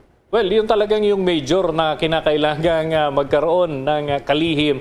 Marami na nga ang nagsasabi na italaga na si ganito, italaga na si ganon. Pero hanggang ngayon ay wala pang napipili ang Pangulong Bongbong Marcos para dyan sa Department of Health. Yan talaga yung pinakang tinutukoy na importante, lalo na ngayong panahon ng pandemya, Bombo Gerald. Pero meron pang ibang mga opisina na kinakailangan pang punan. Pero kikita naman natin, unti-unti na nilalagyan ng mga personahe at kalihim, kagaya nito mga inanunsyo ngayong araw na ito, yan ay mga karagdagan. So meron pa, marami-rami pa ito, Bombo Gerald. At may kahit naman gabi, may mga anunsyo, Bombo Gerald. May mga confirmation, may mga nanumpa nga kanina. In fact, yung anak ni dating Senate President Vicente Tito Sotto III ay kabilang doon. Pero hindi yan napag-uusapan the past days, Bombo Gerald. Kumbaga, nasurpresa na lamang. So hindi na tayo gaanong magugulat kung isang araw ay bibigyan ng statement o maglalabas ng pahayag ang Palasyo Malacanang na kumpleto na sila. Yun nga lang, kung sino ang itatalaga, yan pa rin ang katanungan hanggang sa mga oras na ito. Medyo matipid yata itong Malacanang ngayon, Bombo Dennis, sa paglalabas ng mga impormasyon na to dahil itong Department of National Defense na si dating DND Secretary Delfin Lorenzana sa DND pa yata lumabas yung issue ng pagkakatalaga niya sa BCDA, Bombo Dennis. Tama yan, Bombo Gerald. Sa totoo lang, yung impormasyon doon sa pagkakatalaga dito kay dating Defense Secretary Delfin Lorenzana ay na-propagate yan dahil doon sa press release ng Department of National Defense at yung pagkakatalaga naman dito kay MTRCB Chairperson Lala Soto Antonio dahil doon sa anunsyo ng tanggapan ni dating Senate President Vicente Tito Sotto III. At yung iba pa rito, Bombo Gerald, ay nanggaling sa iba pang mga sources at ang Malacanang nagkukumpirma lang. Sabi nila kanina, yes, that's correct. Confirm yan, pati na yung isang appointment. So, maingat sila sa paglalabas ng mga impormasyon at tinitignan natin kung ano pa yung mga adjustment na gagawin dito sa Palasyo Malacanang at patuloy naman natin yan tututukan, Bombo Gerald. Lastly, itong cabinet meeting may magaganap ba ngayong week dahil target nilang Biyernes na bukas, Bombo Dennis, at yung makalakad na lang siguro ng Pangulo ngayon kung mayroon bukas hanggang sa weekend, Bombo Dennis? Well, ang issue ng gaano kadalas yung mga cabinet meetings siguro later this month ay yan, tama yun, na maaaring magkaroon ng mas madalas na mga pagpupulong yung miyembro ng gabinete. Pero sa ngayon ay dito sa hawak nating impormasyon, may magaganap na pakikipagpulong si Pangulong Bongbong Marcos Jr. hindi sa kanyang mga miyembro ng gabinete pero may ilang member na kanyang kakausapin at meron din manggagaling dun sa ilang local executives, meron din siyang makakausap, Bombo Gerald. So yan na lamang yung antabayanan muna natin sapagkat kung ano man yung magiging paksa ay tiyak na may epekto doon sa mga lugar na kanilang kinakatawan. So alamin natin yan, lalo na at ang Bombo Radio ay nakatuon ng atensyon dito sa mga development na ito, Bombo Gerald. Okay, Bombo Dennis. Mula sa Malacanang, Bombo Dennis, Hamito nag-uulat para sa Pambansang Radyo ng Pilipinas, Basta Radio, Bombo! Samantala po, malugod namang tinanggap ng mga senador itong desisyon ni Pangulong Ferdinand Bongbong Marcos na buwagin itong Presidential Anti-Corruption Commission o PACC at itong Office of the Cabinet Secretary. Tinawag po ni Senator Aquilino Coco Pimentel III ang nasabing hakbang na good development dahil inalis nito ang pagdoble ng mga tungkulin, ang pag-maximize ng oras ng lahat ng gobyerno upang maging abala at produktibo hanggang maaari. Umaasa po si Pimentel na ito ay humantong sa ilang uri ng pagtitipid. Dapat ipahayag ng Malacanang kung magkano raw itong pera ng mga mamamayan ang matitipid sa kanilang mga pagsisikap sa reorganisasyon. Si Pimentel po ang tinaguriang school in Senate minority kapag nagsimula na po ang 19th Congress sa Hulyo 25. Samantala, sinabi naman nang nagbabalik na si Senator Francis Escudero na nasa kapangyarihan at desisyon ito ng Pangulo na may layuning marahil ay pahusayin pa itong Executive Department. Para naman po kay dating Senator Panfilo Lacson, ang pag-abolish dito sa PACC ay isang magandang hakbang. Pinulong ni Pangulong Ferdinand Marcos Jr. ang ilang opisyal ng Department of Energy sa Malacanang kasama niyang dumalo sa meeting sina Executive Secretary Vic Rodriguez, Special Assistant to the President Secretary Antonio Lagdameo at Presidential Management Staff Chief Zenaida Angping. Dalawang opisyal naman ang naging kinatawan ng Department of Energy. Sa kanyang post, sinabi ni Pangulong Marcos na masusi niyang tinalakay ang mga sumusunod o susunod na hakbang at magiging direksyon ng departamento. Malagaan niyang makausap ang mga taga-DOE dahil ito ang kasama ng pamahalaan sa pagtugon sa mga problema ng bansa na kaakibat ng nararanasang pandaigdigang krisis sa pagtaas ng presyo ng langis. Hanggang ngayon, wala pang inaanonsyong Malacanang kung sino ang susunod na kalihim ng Department of Energy. Samantala, naniniwala ang ekonomistang mambabatas na si Albay 2nd District Representative at House Ways and Means Chair na si Representative Joey Salceda na dapat mas magiging agresibo ngayon ang gobyerno sa paglikha ng trabaho para tugunan ang pagtaas ng bilang po ng mga kababayang walang trabaho. Batay sa datos na inilabas ni Salceda, nasa 770,000 ang unemployed. Itong nasa 550,000 naman ang mga miyembro ng labor force. Sinabi po ni Salceda, ang kasalukuyang sitwasyon sa trabaho ay nagpapakita ng walang katapusang kahinaan, itong pagkakapilat sa ekonomiya na patuloy na nakakaapekto sa mga pangunahing sektor ng ekonomiya. Dagdag pa nito na marami din ang nawala ng trabaho sa pagtatapos ng buwan ng Abril at ang mga bagong manggagawa ay hindi nakakahanap ng trabaho. Paliwanag pa ng mambabatas na ang mga numero ng paglago mula sa huling quarter, itong 8.3% ay naipon sa mga taong mayroon ng mga trabaho at hindi lumilikha ng bagong trabaho, kaya hindi ito nakakapanatag dahil sa pagtaas itong pagbilis po ng inflation. Para sa mga policy makers, sinabi po ni Salceda na panahon na para mag-shift sa social benefit system ang gobyerno para doon sa mga targeted cash transfers gaya ng pagbibigay ng Universal Unemployment Insurance. Kasabay nito, dapat maging mas agresibo raw sa paglikha ng trabaho ang ating pamahalaan. Ang programang Cash for Work ay hindi tutugunan daw ang mga isyong istruktura na humahad lang sa paglago ng mga trabaho. Ang umaaray at lubhang na apektuhan daw ng mga trabaho ay mula sa sektor ng agrikultura at forestry na nawala ng humigit kumulang 733,000 na trabaho. Giit pa ni Salceda na hindi basta-basta maglalaho itong usapin sa trabaho. Dapat itong tugunan ni Pangulong Ferdinand Bongbong Marcos kasama ng pagpapabuti ng seguridad sa pagkain. Iminungkahi din ni Salceda kay Pangulong Marcos at sa mga pamunuan po ng Kamara na muling ipagpatuloy ang National Broadband Network kasama ang mas maraming magagamit na satellite internet sa mas ilang mga lugar dito sa Pilipinas upang ang mga Pilipino ay makahanap ng mga digital na sa pamagitan po ng digital ay makakahanap ng trabaho saan man po sa mundo. Ang mga freelancer ngayon ay nasa humigit kumulang 2.5 milyong trabaho sa bansa at inaasahan itong tataas pa ang bilang. Malapit na raw mabuo ang magiging organisasyon ng Senado sa 19th Congress matapos ang inisyal na pagpupulong ng binubuong supermajority sa mataas na kapulungan. Matapos ang inisyal na pagpupulong, narito ang committee chairmanship na napagkasunduan ng majority bloc as of July 6. Senator Sani Angara, Finance at Youth Committee. Senator Nancy Binay, Account at Tourism. Senator Bato de la Rosa, Public Order and Dangerous Drug at Special Committee on Marawi City Rehabilitation and Victims Compensation.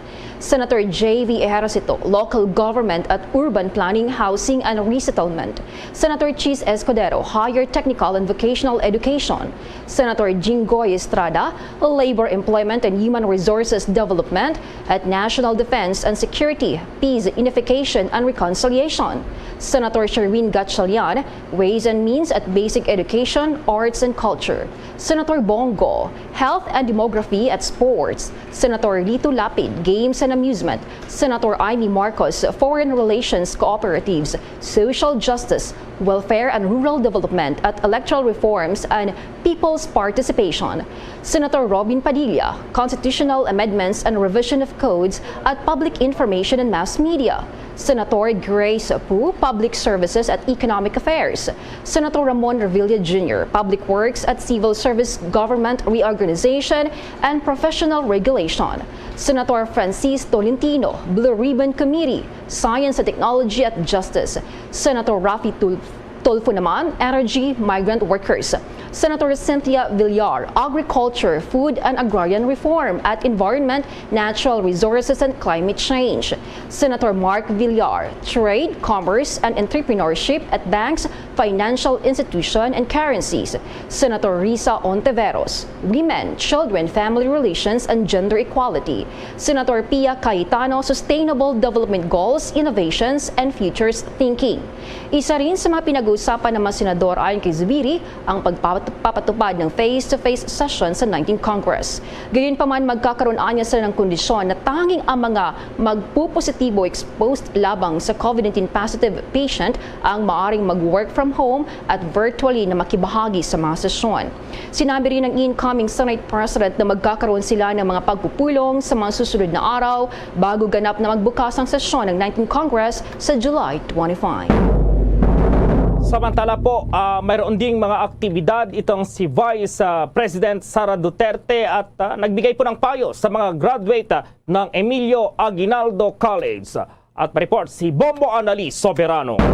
Hinimok ni Vice President at Education Secretary Sara Duterte ang mga nagsipagtapos sa Emilio Aguinaldo College sa Cavite na dapat nilang pagserbisyuhan at mahalin ang ating bansang Pilipinas. Si Duterte ang siyang commencement speaker sa pag-graduate ng nasa 400 na mga estudyante. Sa talumpati ni VP Sara, kanyang pinaalalahanan din ang mga ito sa kanilang tungkulin bilang mamamayan ng bansa. Ito ay to serve, protect and love our motherland. Ayon kay Duterte, bagaman malaki ang epekto ng COVID-19 pandemic sa sektor ng edukasyon, ang pagtatapos ng mga mag-aaral ay patunay na hindi nahadlangan ng pandemya ang pagpupursigi ng mga estudyante para makapag-aral at maabot ang kanilang mga pangarap. Binigyang diin ng pangalawang Pangulo na naway maging halimbawa sa mga nagtapos ang buhay ni Emilio Aguinaldo na matapang na hinarap ang mga hamon ng kanyang henerasyon. Ibinahagi din ni Duterte ang kanyang naging experience nang mag-aral ito sa De La Salle University sa Dasmariñas, Cavite, kung saan sinabi niya mag-isa itong naninirahan. Aminado ang Vice Presidente na hindi siya karaniwang dumadalo ng graduation. Pero ngayong naimbitahan na siya, naisip umano ni Duterte na mahalaga ang graduation hindi lang sa mga nagsipagtapos pero pati na rin sa mga magulang at lahat ng tumulong sa mga estudyante. Kabilang ang mga nagsipagtapos ngayong Huwebes, ang unang batch ng mga estudyanteng senior high school na sumailalim sa K-12 program ng pamahalaan. Pakinggan natin ang pahayag ni Vice President Sara Duterte. Nararapat lamang na ipagdiwang ang okasyong ito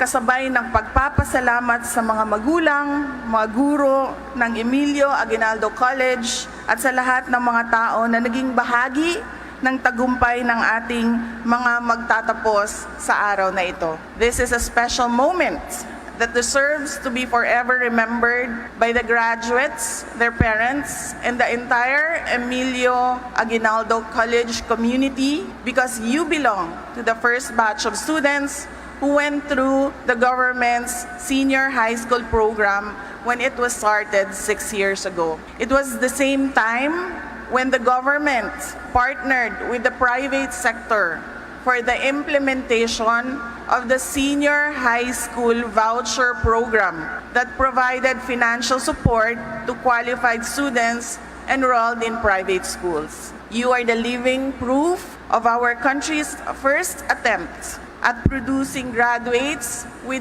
21st century education, equipped with life, career, learning and innovation, and communication and information technology skills. When COVID-19 pandemic came, education was one of the casualties. We saw some private schools shutting down, and this misfortune was followed by the exodus of students from private institutions to government-run educational institutions. But the pandemic was no match for the collective resolve of the Philippine government and all education stakeholders in our country, who ensured that Filipino learners continue to have access to education. With your family's support, you were able to pursue higher education. In case you have not realized this yet, you're a lucky batch, but it was not just luck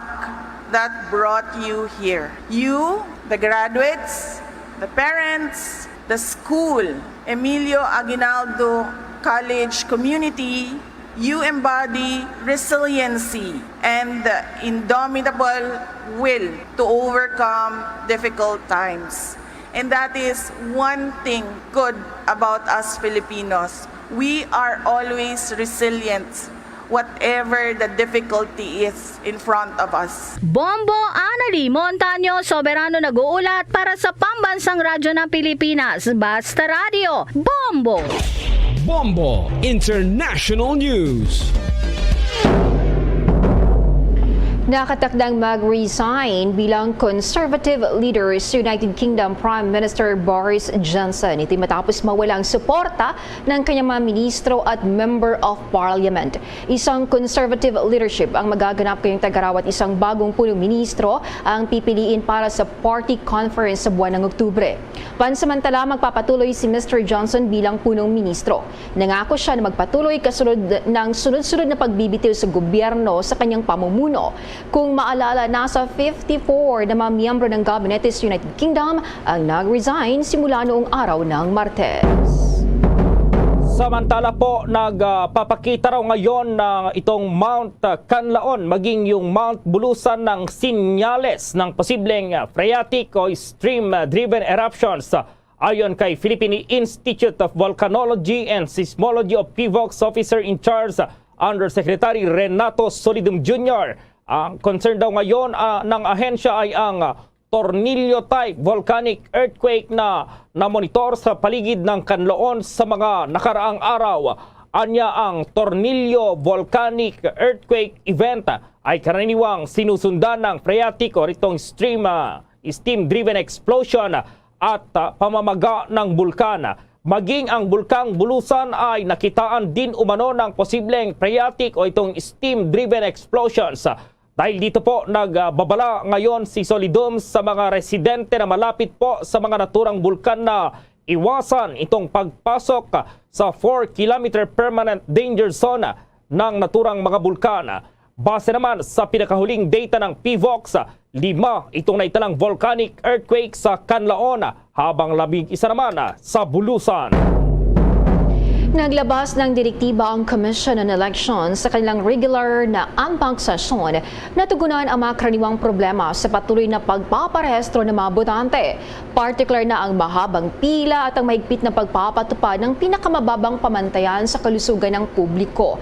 Sinabi ni Acting Poll Spokesperson Rex Laudianco na inatasan ng COMELEC on Bank ang Office of the Deputy Executive Director for Operations and Elections at Barangay Affairs Department na makipagtulungan din sa mga field offices para mapahusay ang off-site at satellite registration, particularly sa mga mall para sa kabubuti ng publiko, kaginhawaan at kaligtasan. Dagdag pa nito, ipinag-utos ng COMELEC on Bank ang pagpapatuloy ng public information drives para yan sa isinasagawang voter registration. Noong July 5, lumabas sa datos ng COMELEC Election and Barangay Affairs Department na mayroong 137,363 bagong rehistro. Sa nasabing bilang, 77,508 ang nasa ilalim ng 15 hanggang 17 years old na bracket. 50,113 ay nasa pagitan ng 18 to 30 years old at 9,742 ay nag-edad 31 years old patas. Ang COMELEC ay tumatanggap din ng mga application para yan sa transfer, muling pagsa sa aktibo ng registration ng mga botante, paglipat mula sa pagboto sa ibang bansa patungo sa lokal bukod sa iba pa. Sa ngayon, mayroong 202,827 ang kabuang aplikasyon ang naproseso ng poll body as of July 5.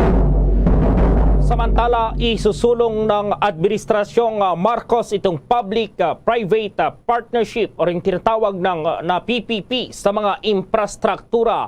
Ayon po kay Finance Secretary Benjamin Jokno, nasa 88 hanggang 89 na malalaking proyekto ang pwede nang simulan sa ilalim po ng PPP. Hindi naman tinukoy ni Jokno kung ano-anong mga proyekto ito. Pero kumpiyansa ang kalihim na maeengganyo ang pribadong sektor na mamumuhunan dito dahil na rin sa Public Service Act. Sa ilalim ng bagong batas ay pinapayagan ang 100% pagmamay-ari ng mga dayuhan sa ilang industriya gaya ng telco, tollways, itong shipping at iba pa. Sa ganitong paraan umano ay mababawasan ang gagastusin ng pamahalaan sa proyekto na pakikinabangan naman ng mga Pilipino. Dagdag po ni Jokno na hindi lang ito sa national level kundi maging sa lokal dahil mayroong ilang local government units, partikular ang mga lungsod na may pera para pumasok sa ganitong arrangement. Magre-reflect na sa July bill ng mga consumer ng Meralco ang iniutos na refund ng Energy Regulatory Commission nitong June 16. Sinabi ni ERC Chairperson Agnes De Venadera na 21.7 billion pesos ang halagang pinare-refund ng ERC sa Meralco mula sa sobrang nakolekta sa mga nakalipas na taon. Pero gagawin anya itong staggered o unti-unti sa loob ng 12 buwan o isang taon. Tinayapa ni De Venadera sa 1.80 pesos per kilowatt hour ang kabuuang nare-refund sa consumers. Ayon pa sa opisyal, ito na ang pang-aapat na refund na iniutos ng ERC sa Meralco. Una ay noong January 2021 para sa halagang 13.8 billion pesos.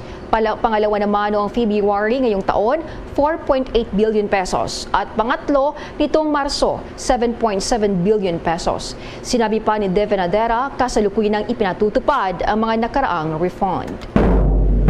Kaugnay po dyan ang ERC naman, nilinaw na walang overcharging na ginawa ang Meralco at itong dagdag singil na desisyon ng Supreme Court hindi pa raw epektibo. At report si Bombo Marlene Padierno. Nilinaw ngayon ng Energy Regulatory Commission ng ERC na walang overcharging na ginawa ang Manila Electric Company o Meralco sa mga customers nito. Ito ay sa gitna ng inuutos ng kagawaran sa nasabing kumpanya na i-refund ang nasa 21.7 billion pesos na halaga ng labis na singil na nakolekta nito mula sa mga consumers mula noong July 2015 hanggang June 2022. Sa isang pahayag ay binigyang diin ni ERC Chairperson Agnes De Venadera na hindi naman anya overcharging ang nangyari kundi diferensya lamang sa kanilang naging projection batay sa aktual na pinagbabayaran ng Meralco. Sa katunayan pa nga anya ay madalas itong mangyari ngunit iginiit na wala namang mali ukol dito. Well, actually, hindi yan overcharging. Kasi ang ERC, pag nagko-compute ng rates, yun projected, no? Kunyari, kung para sa ilang taon. At dahil projected yan, assumptions, mga estimates lang ang pinagbabatayan. After a certain period, ang ERC, babalikan niya ang kanyang projection, kanyang estimate, at batay doon sa aktual na pinagbabayaran ng Meralco o ng other distribution utilities. Pag nakita nila yan, kadalasan na nagkakaroon ng difference, and maganda ngayon kasi refund.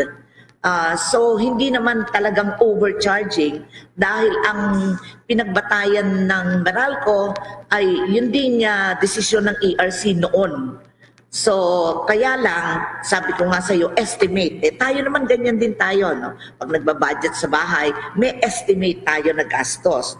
Pero after a certain period of time, pag nireview natin, uy, malaki pala yung estimate o ay bumaba pala ang presyo nung pinagkagastusan. Samantala, sa kabilang banda naman ay ibinalita rin ni De Vanadera na sa ngayon ay hindi pa rin anya formal na nabibigyan ng Korte Suprema ang ERC ng kopya ng kautusan tungkol naman sa dagdag singil sa mga consumers.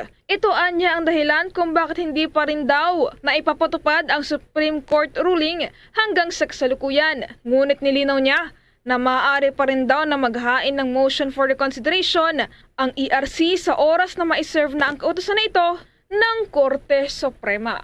Ang kabutihan nga lang, itong Supreme Court decision, hindi pa nabibigyan ng formal na kopya ang ERC at dahil hindi pa nasa-serve ng Supreme Court ang ERC, hindi pa yan maikipatupad.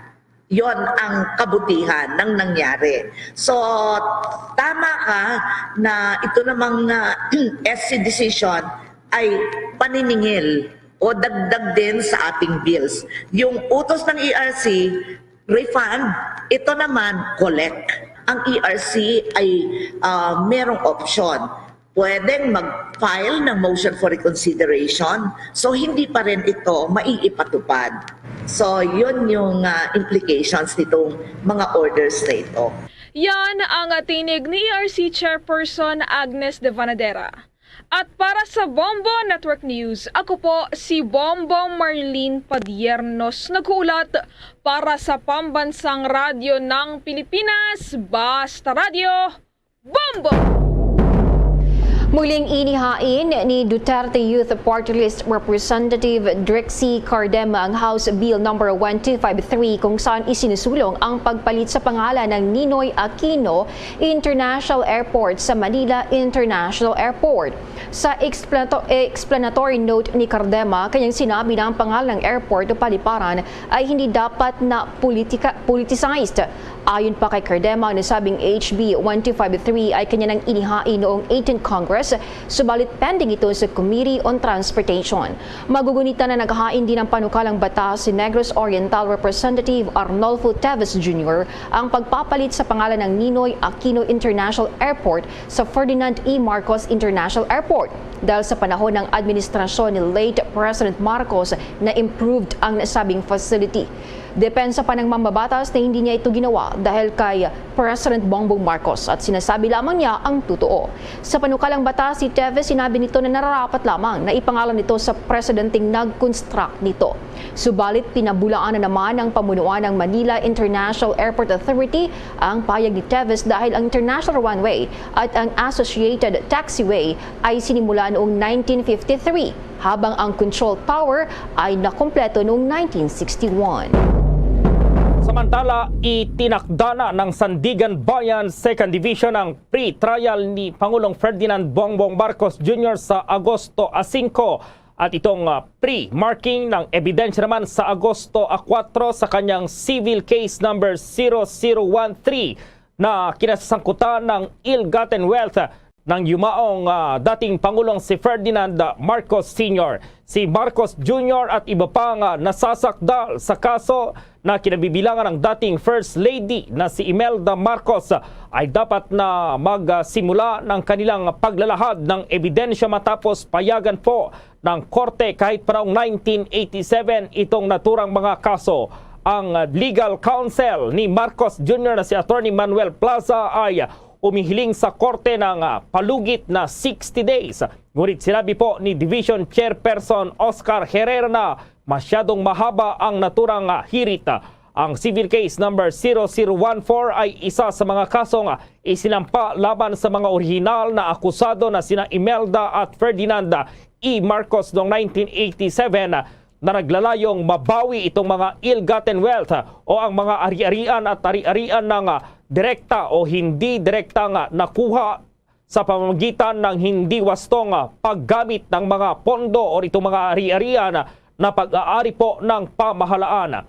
Kabilang sa iba pang nasasakdal sa kaso sina Modesto Enriquez, Trinidad Diaz Enriquez, Rebecca Panlilio, Erlinda Enriquez Panlilio, Leonardo or Leandro Enriquez, Roman Cruz Jr. at Gregorio Castillo, habang ang pre-trial o itong pagsusumite ng pinal na listahan ng mga piraso ng ebidensya at mga testigo ay dapat na mangyari sa simula ng paglilitis pagkatapos na maisama itong kaso ng 1987. Lumilitaw na si Marcos Jr. ay hindi sumailalim po sa mga paglilitis sa pre-trial. Nang tanungin kung haharap si Marcos Jr. sa korte sa mga susunod na paglilitis, sinabi ni Plaza na nasa korte na itong desisyon. Kung maalala ang Presidential Commission on Good Governance o itong PCGG, ang ahensyang naatasang bumawi po sa mga sinasabing nakaw na yaman, sa ngayon ay nabawi na itong mahigit 170 bilyong halaga po ng ill-gotten wealth. Samantala, nagpahayag ng suporta ang Private Hospitals Association of the Philippines Incorporated sa panukala ng Department of Health na i-require ang unang COVID-19 booster dose bago ang isang individual ay may tuturing na fully vaccinated laban sa viral disease. Ipinaliwanag ni PHP President Dr. Jose D. Grano na mga booster shot ay kailangan dahil ang kaligtasan sa mga nakatanggap ng kanilang pangunahing seri ng bakuna ay maaaring humina na. Napag-alaman na sumang-ayon umano si Pangulong Ferdinand Bongbong Marcos Jr. sa rekomendasyon ng Department of Health upang itaas ang antas ng proteksyon ng publiko laban sa COVID-19 at upang mapaghandaan ang pagpapatuloy ng 100% face-to-face classes sa mga paaralan pagsapit ng buwan ng Nobyembre. Pinaalalahanan din ni Grano ang publiko ng variant ng Omicron COVID-19 ay nananatiling highly contagious kahit na ang mga infected ay nagpapakita lamang ng mild na sintomas. Inihalin tulad ni Marcos ang Omicron sa isang trangkaso na nagsasabing maaring ito ay medyo nakakahawa ngunit hindi tumama ng kasing lakas gaya ng iba pang mga variant. Napansin ng ahensya na 3.09% lamang ng mga kaso ng Omicron na naitala sa bansa mula December 2021 hanggang February 2022 ang nasa malubha o kritikal na kondisyon. Sakaling patuloy tumataas ang kaso ng COVID-19 sa bansa, sinabi ni Grano na nakahanda ang mga hospital na tumanggap ng mga pasyenteng i-admit hanggat may sapat na healthcare workers. Samantala, nakatuklas naman itong Pilipinas ng karagdagang 167 pang kaso ng highly transmissible Omicron sa variant na BA.2.12.1 at BA.4 maging ang BA.5. Base na rin sa ulat po yan ng Department of Health, ang karagdagang 140 cases ng Omicron na BA.5 at 20 kaso pa ng BA.2 or 0.12.1 at 7 naman itong kaso ng BA.4. Natuklasan po yan sa pinakabagong buong genome sequencing ayon kay Health Undersecretary Maria Rosario Vergere. Ang pinakahuling bilang ay nagtaas ng kabuang bilang ng bansa sa 233 dito sa BA.5 na kaso. 70 naman para sa BA.2.12.1 na kaso at 10 sa BA.4 na kaso. Sa 140 cases ng BA.5, 99 po ay mula sa Western Visayas, 21 naman mula sa Metro Manila at 7 ay mula sa Calabarzon, 5 ay mula sa Ilocos Region at isa sa bawat isa ay mula naman sa Cordillera, Central Luzon, Mimaropa, Bicol Region, Central Visayas at Eastern Visayas, Northern Mindanao at isa mula sa iba pang bansa. Samantala, 20 karagdagang kaso naman ng BA.2.12.1, 5 rito ay mula sa Metro Manila, 4 bawat isa ay mula sa Western Visayas at Calabarzon, 2 mula sa Cordillera, 1 mula sa rehiyon ng Ilocos at 4 mula sa ibang bansa. Hindi pa natukoy ng Department of Health ang exposure ng lahat ng pasyente. Hindi pa napag-uusapan ng mga security officials ang magiging kapalaran ng National Task Force to End Local Communist Armed Conflict o NTF-ELCAC na inilarawan ng Administrasyong Duterte na matagumpay sa paglaban sa mga rebelding komunista ngunit nabahiran ng mga kontrobersyal sa isyu ng red tagging.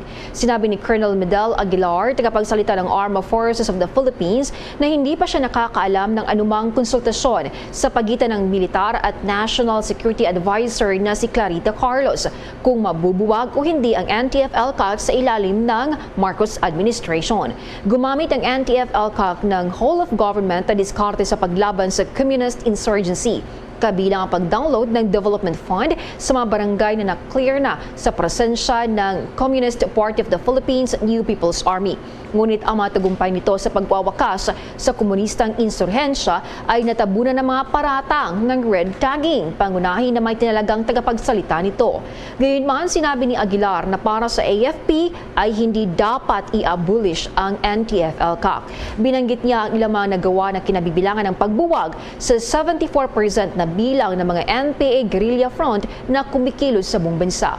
Mula sa 89 noong 2016, sinabi na Aguilar na ang umiiral ng mga darangang guerrilla ay nabawasan lamang at naging 23. Samantala po, yung mga mahilig na kumain itong naturang brand ng instant noodles, makinig po dahil nagsasagawa na itong FDA ng investigasyon dito sa napaulat na presensya ng sinasabing high-level content ng ethylene oxide. Ano kaya ito? By report si Bombo Everly Rico. Nagsasagawa na rin ng beripikasyon o investigasyon ng Food and Drugs Administration o FDA hinggil sa napaulat na presensya umano ng high levels content ng ethylene oxide sa isang sikat na brand ng instant noodles. Ito ang kinumpirma ng tagapagsalita ng Department of Health at Undersecretary Maria Rosario Vergere. Paliwanag ni Vergere na kanilang aantayin muna ang isinasagawang investigasyon ng Food and Drugs Administration hinggil sa naturang insidente. Dahil dumadaan anya sa isang proseso ang mga produkto bago ito ipatigil ang pagbebenta o i-pull out mula sa mga merkado. Ayon pa kay Undersecretary Vergere, may ilan kasing mga sintomas na maaring maramdaman ng isang individual kung sakaling makakonsumo ng naturang ethylene oxide, gaya na lamang ng pananakit ng ulo, pagsusuka, mahirapang huminga, at pakiramdam na pagod na pagod. Ito po ay tinitignan na ngayon ng Food and Drug Administration. No? Ito pong type nitong pagkain na ito na atin pong pinapahold muna because of apparently, no? Apparent pa lang po ito dahil it is under investigation. Kailangan pa ho natin i-verify yan base po sa gagawing proseso ng ating Food and Drug Administration. We have a process, no? Kapag gumagawa tayo ng investigasyon regarding discontaminated na mga produkto like food, no? Merong specific batches at saka lot numbers yung pong mga apektadong nakikita natin. Katulad pong nai-report ngayon, may specific yan na batches ng produkto. So kung ano man po ang matagpuan ng ating Food and Drug Administration na talagang with the presence of this specific component or chemical, yun lang po yung tatanggalin sa merkado. Dahil yun po yung mga apektado. Pero katulad ng sabi ko nga kanina, aantayin po natin yung resulta ng investigasyon na sinasagawa ng Food and Drug Administration para mas maging sigurado po ang ating mga sagot. But the process would be that way, that whatever would be affected, specifically the batches and the lot numbers for the specific products, yun po yung tinatanggal sa merkado, yun po yung binabantayan na hindi po makonsumo ng ating mga kababayan. Narito naman ang ilang naging reaksyon ng aming nakapanayam na mga sari-sari store owner dito sa may lungsod ng Makati. Dito naman kasi sa akin hindi naman siya gaan. Ano pa rin yung mga coffee, mga ganyan, tsaka mga bigas, yun. Pero sa mga instant noodles hindi gaan. Hindi na kami nag-i-stock, baka binibenta namin tama lang, pang isang linggo. Ano mangyayari sa atin noon? Yun ang pinakamura biliin. Pambasang ulam eh. Una rito, nag-issue ang ilang European Union countries ng safety warning sa banta sa kalusugan ng pagkain ng kilalang Filipino instant noodles brand na may presensya umano ng high levels ethylene oxide. Ang naturang chemicals kasi ay ginagamit lamang para sa pesticides na hindi otorisadong gamitin para sa pagkain. Samantala, naglabas naman ng statement ang kumpanya na gumagawa ng instant noodles brand at nilinaw ng Monde Nissen na walang chemical content na ethylene oxide ang kanilang mga produkto. Paliwanag nito na karaniwang ginagamit bilang treatment sa spices at seeds para makontrol ang microbial growth na kalimitan naman sa agricultural products. Sa kabila naman nito, tiniyak ng kumpanya na lahat ng kanilang produkto ay nakarehistro sa Philippine Food and Drugs Administration at pasok din ito sa local food safety standards at maging sa US FDA standards para sa ethylene oxide. Para sa Bombo Network News, Bombo Everly Rico nag-uulat para sa Pambansang Radyo ng Pilipinas. Basta Radyo, Bombo! Bombo Police Report. Pulis pinagbabaril patay habang sakay ng kanyang SUV doon sa Isabela. Alamin na ang detalye sa report ng Bombo Radio Kawayan. Maraming salamat. Patuloy ang malalimang investigasyon ng Kabagan Police Station sa pagbaril at pagpatay kaninang alas 8 ng umaga sa isang pulis habang sakay ng SUV at binabagtas ang bypass road sa Ngarag, Kabagan, Isabela.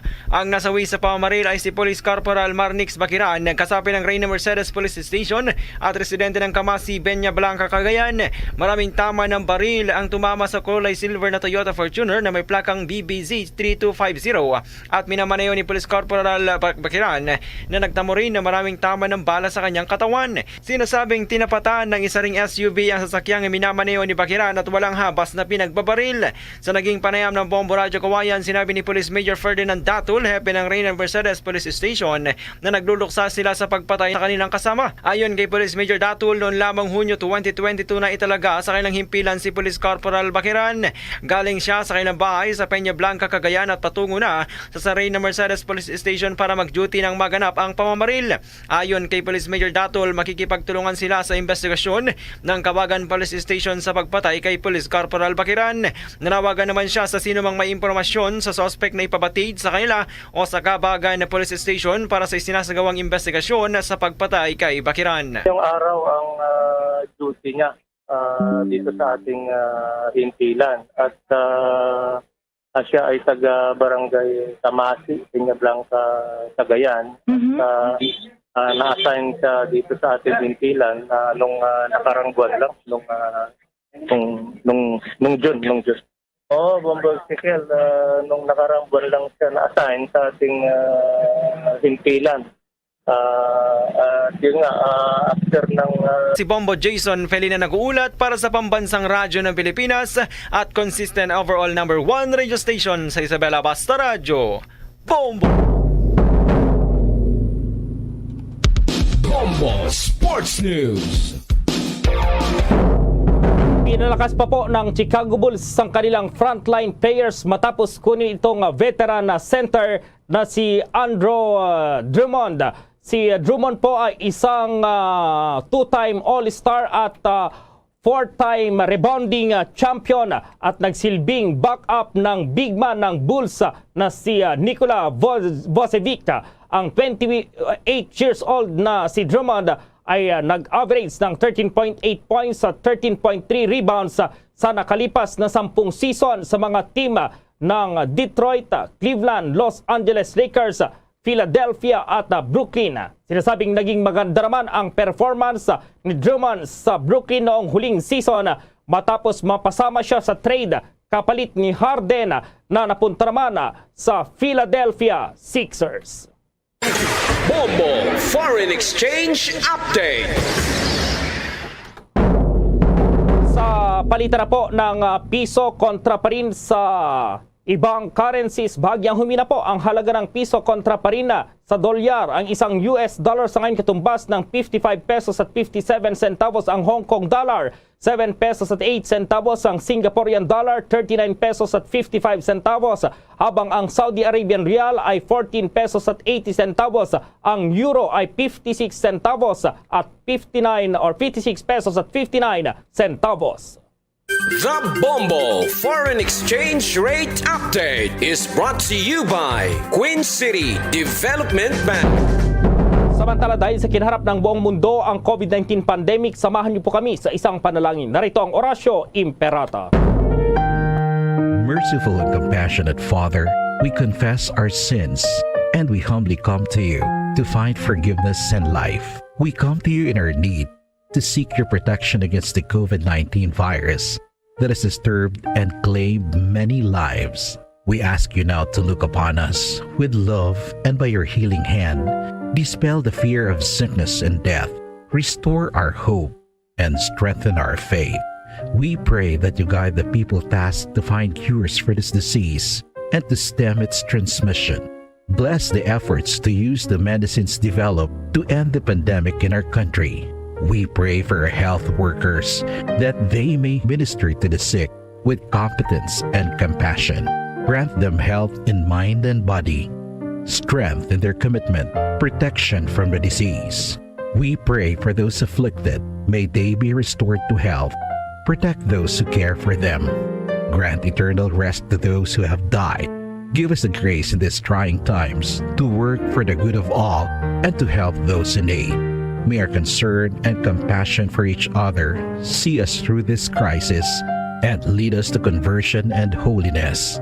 Grant all these through our Lord Jesus Christ, your Son, who lives and reigns with you in the unity of the Holy Spirit, God, forever and ever. Amen.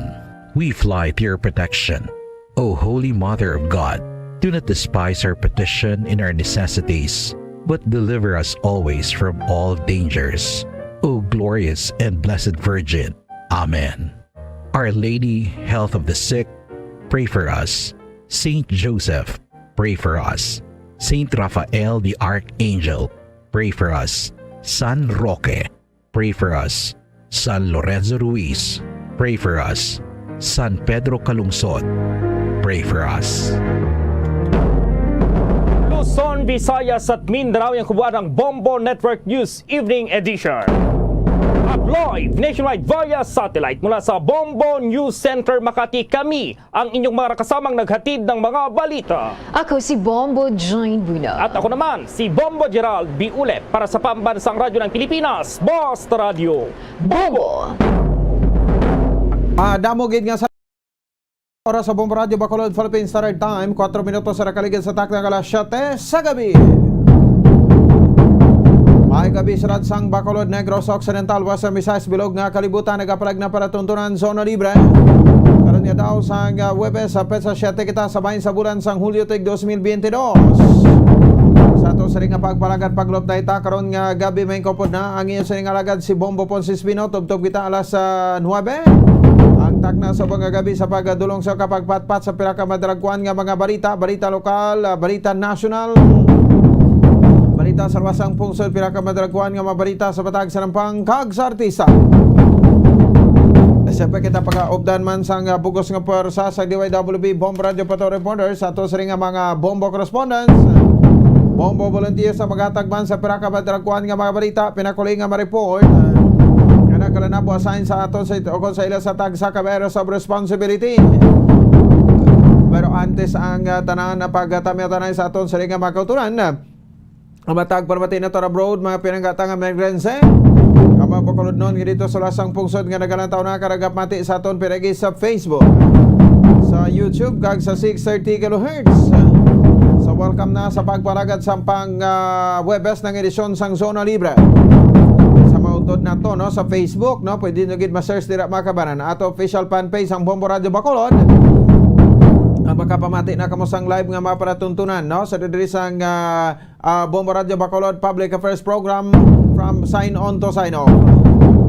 Of course, di kalakip naman dira ang pagpamati namon sa inyo sa dekalidad nga drama.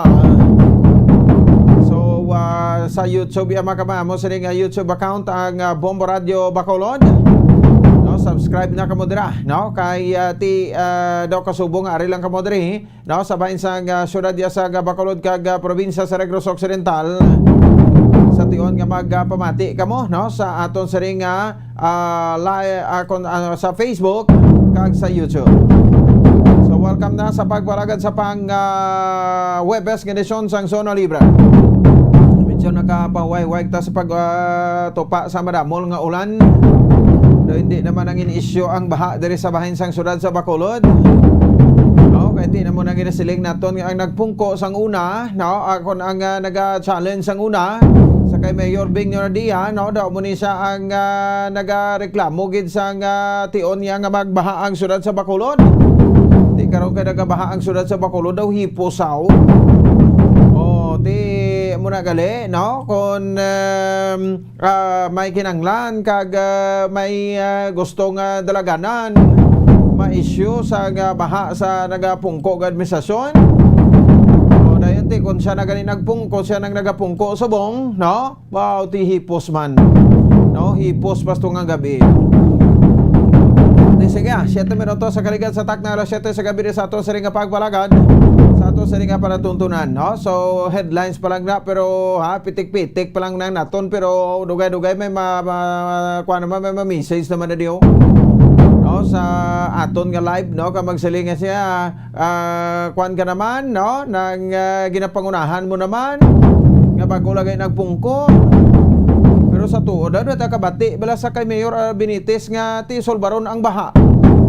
O si sa nagpungko sa ta kabati nga ang illegal nga droga, no, amo man ang dapat nga tutukan. O ang barangay Singkang Airport to hindi mensindihan. Ano ang ara da sa barangay Singkang nga milyones ka peso sa balor sa illegal nga droga, no, nga nagkaladakpan dira iya makabanan, no, sa barangay Singkang Airport. Na anong ginahimo sa mga distrito dira, no, so ti mo ni karon, no, dako nga palaligban na nga nga dira gid, nga sa kadamo nga lasang lugar nga dira gid sa barangay Singkang. 8 minutos sa kaligan sa tak na alas 7 sa gabi sa aton sa ring pagpalagad. Ano labing talapang doon pila ka madalag kwanta nga balita sa aton sa ring mga top stories of the day. Madalag kuan aton sa ring mga balita lokal. Mayor Albi Benitez, no, Mayor Alfredo Benitez ang pahayag hindi makuno-depleted ang budget sang syudad sa Bacolod. Di ano nagalinuwa to sa nagligad yang adlaw pagi sa iyang spokesperson nga si Attorney Lisander Dilag nga 22% na lang kuno ang nabilin nga budget sa bahin sa Mayor's Office.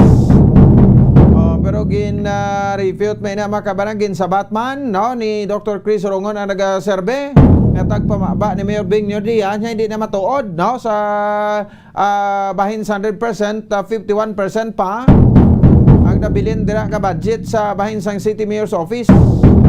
49% pa lang ang nagamit, wa gani nagtunga, no, ang nagamit ni Mayor Bing Nordia. Although lapit-lapit mas tunga, no, isa na lang ka porsyento, 50 na.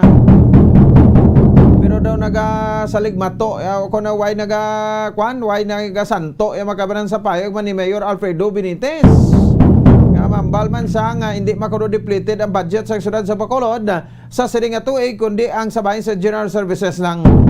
Ay naano daw ay mga klaro before ka mo interview magbuhi sang statement sa media meeting ka mo anay. So kay daw ay nagasalananto ang mapahayag sang alkalde sang syudad sa Bacolod kang sang iya nga spokesperson. Hindi makabati kato iya kay Attorney Dilag hambal nga 22% na lang nabilin nga budget sa bahin sa City Mayor's Office. No, so di makambal kay ito ay nano ginano to yan ni Mayor Bing. Ginano to ni Mayor Bing Nordia. Nautod the mic. No, so di pagsabat ni Dr. Chris daw nasanagan man kunong iban pero pamatian tara karon sa report ni Bombo Ansido Sorilla, no, ang ining nasambit iya makabanan nga pangalagad naman subong sang Benitez administration. Di ginapanalagan tama na no, obserbaran tama na no, galing kay tikong kaisa, no, kung hindi mo kwanon blind yung pagbulubog nohon, kay hindi mo pagmunuhon ang ining mga dapat unahon gid asikaso daw ginapabayan lang man, no. Ayo ganina kay makabot raw pa ni makabot sa mga alipores nilang magapamati, no. So hindi gid kag imposible na gid. Hindi makabot sa iya na ang ginakuha naton, no, talakay ta diri sa bahin sang kahanginan. Isa pa ka report karo di Bombo Ansindol di paubrahon tagin yung street cleaner.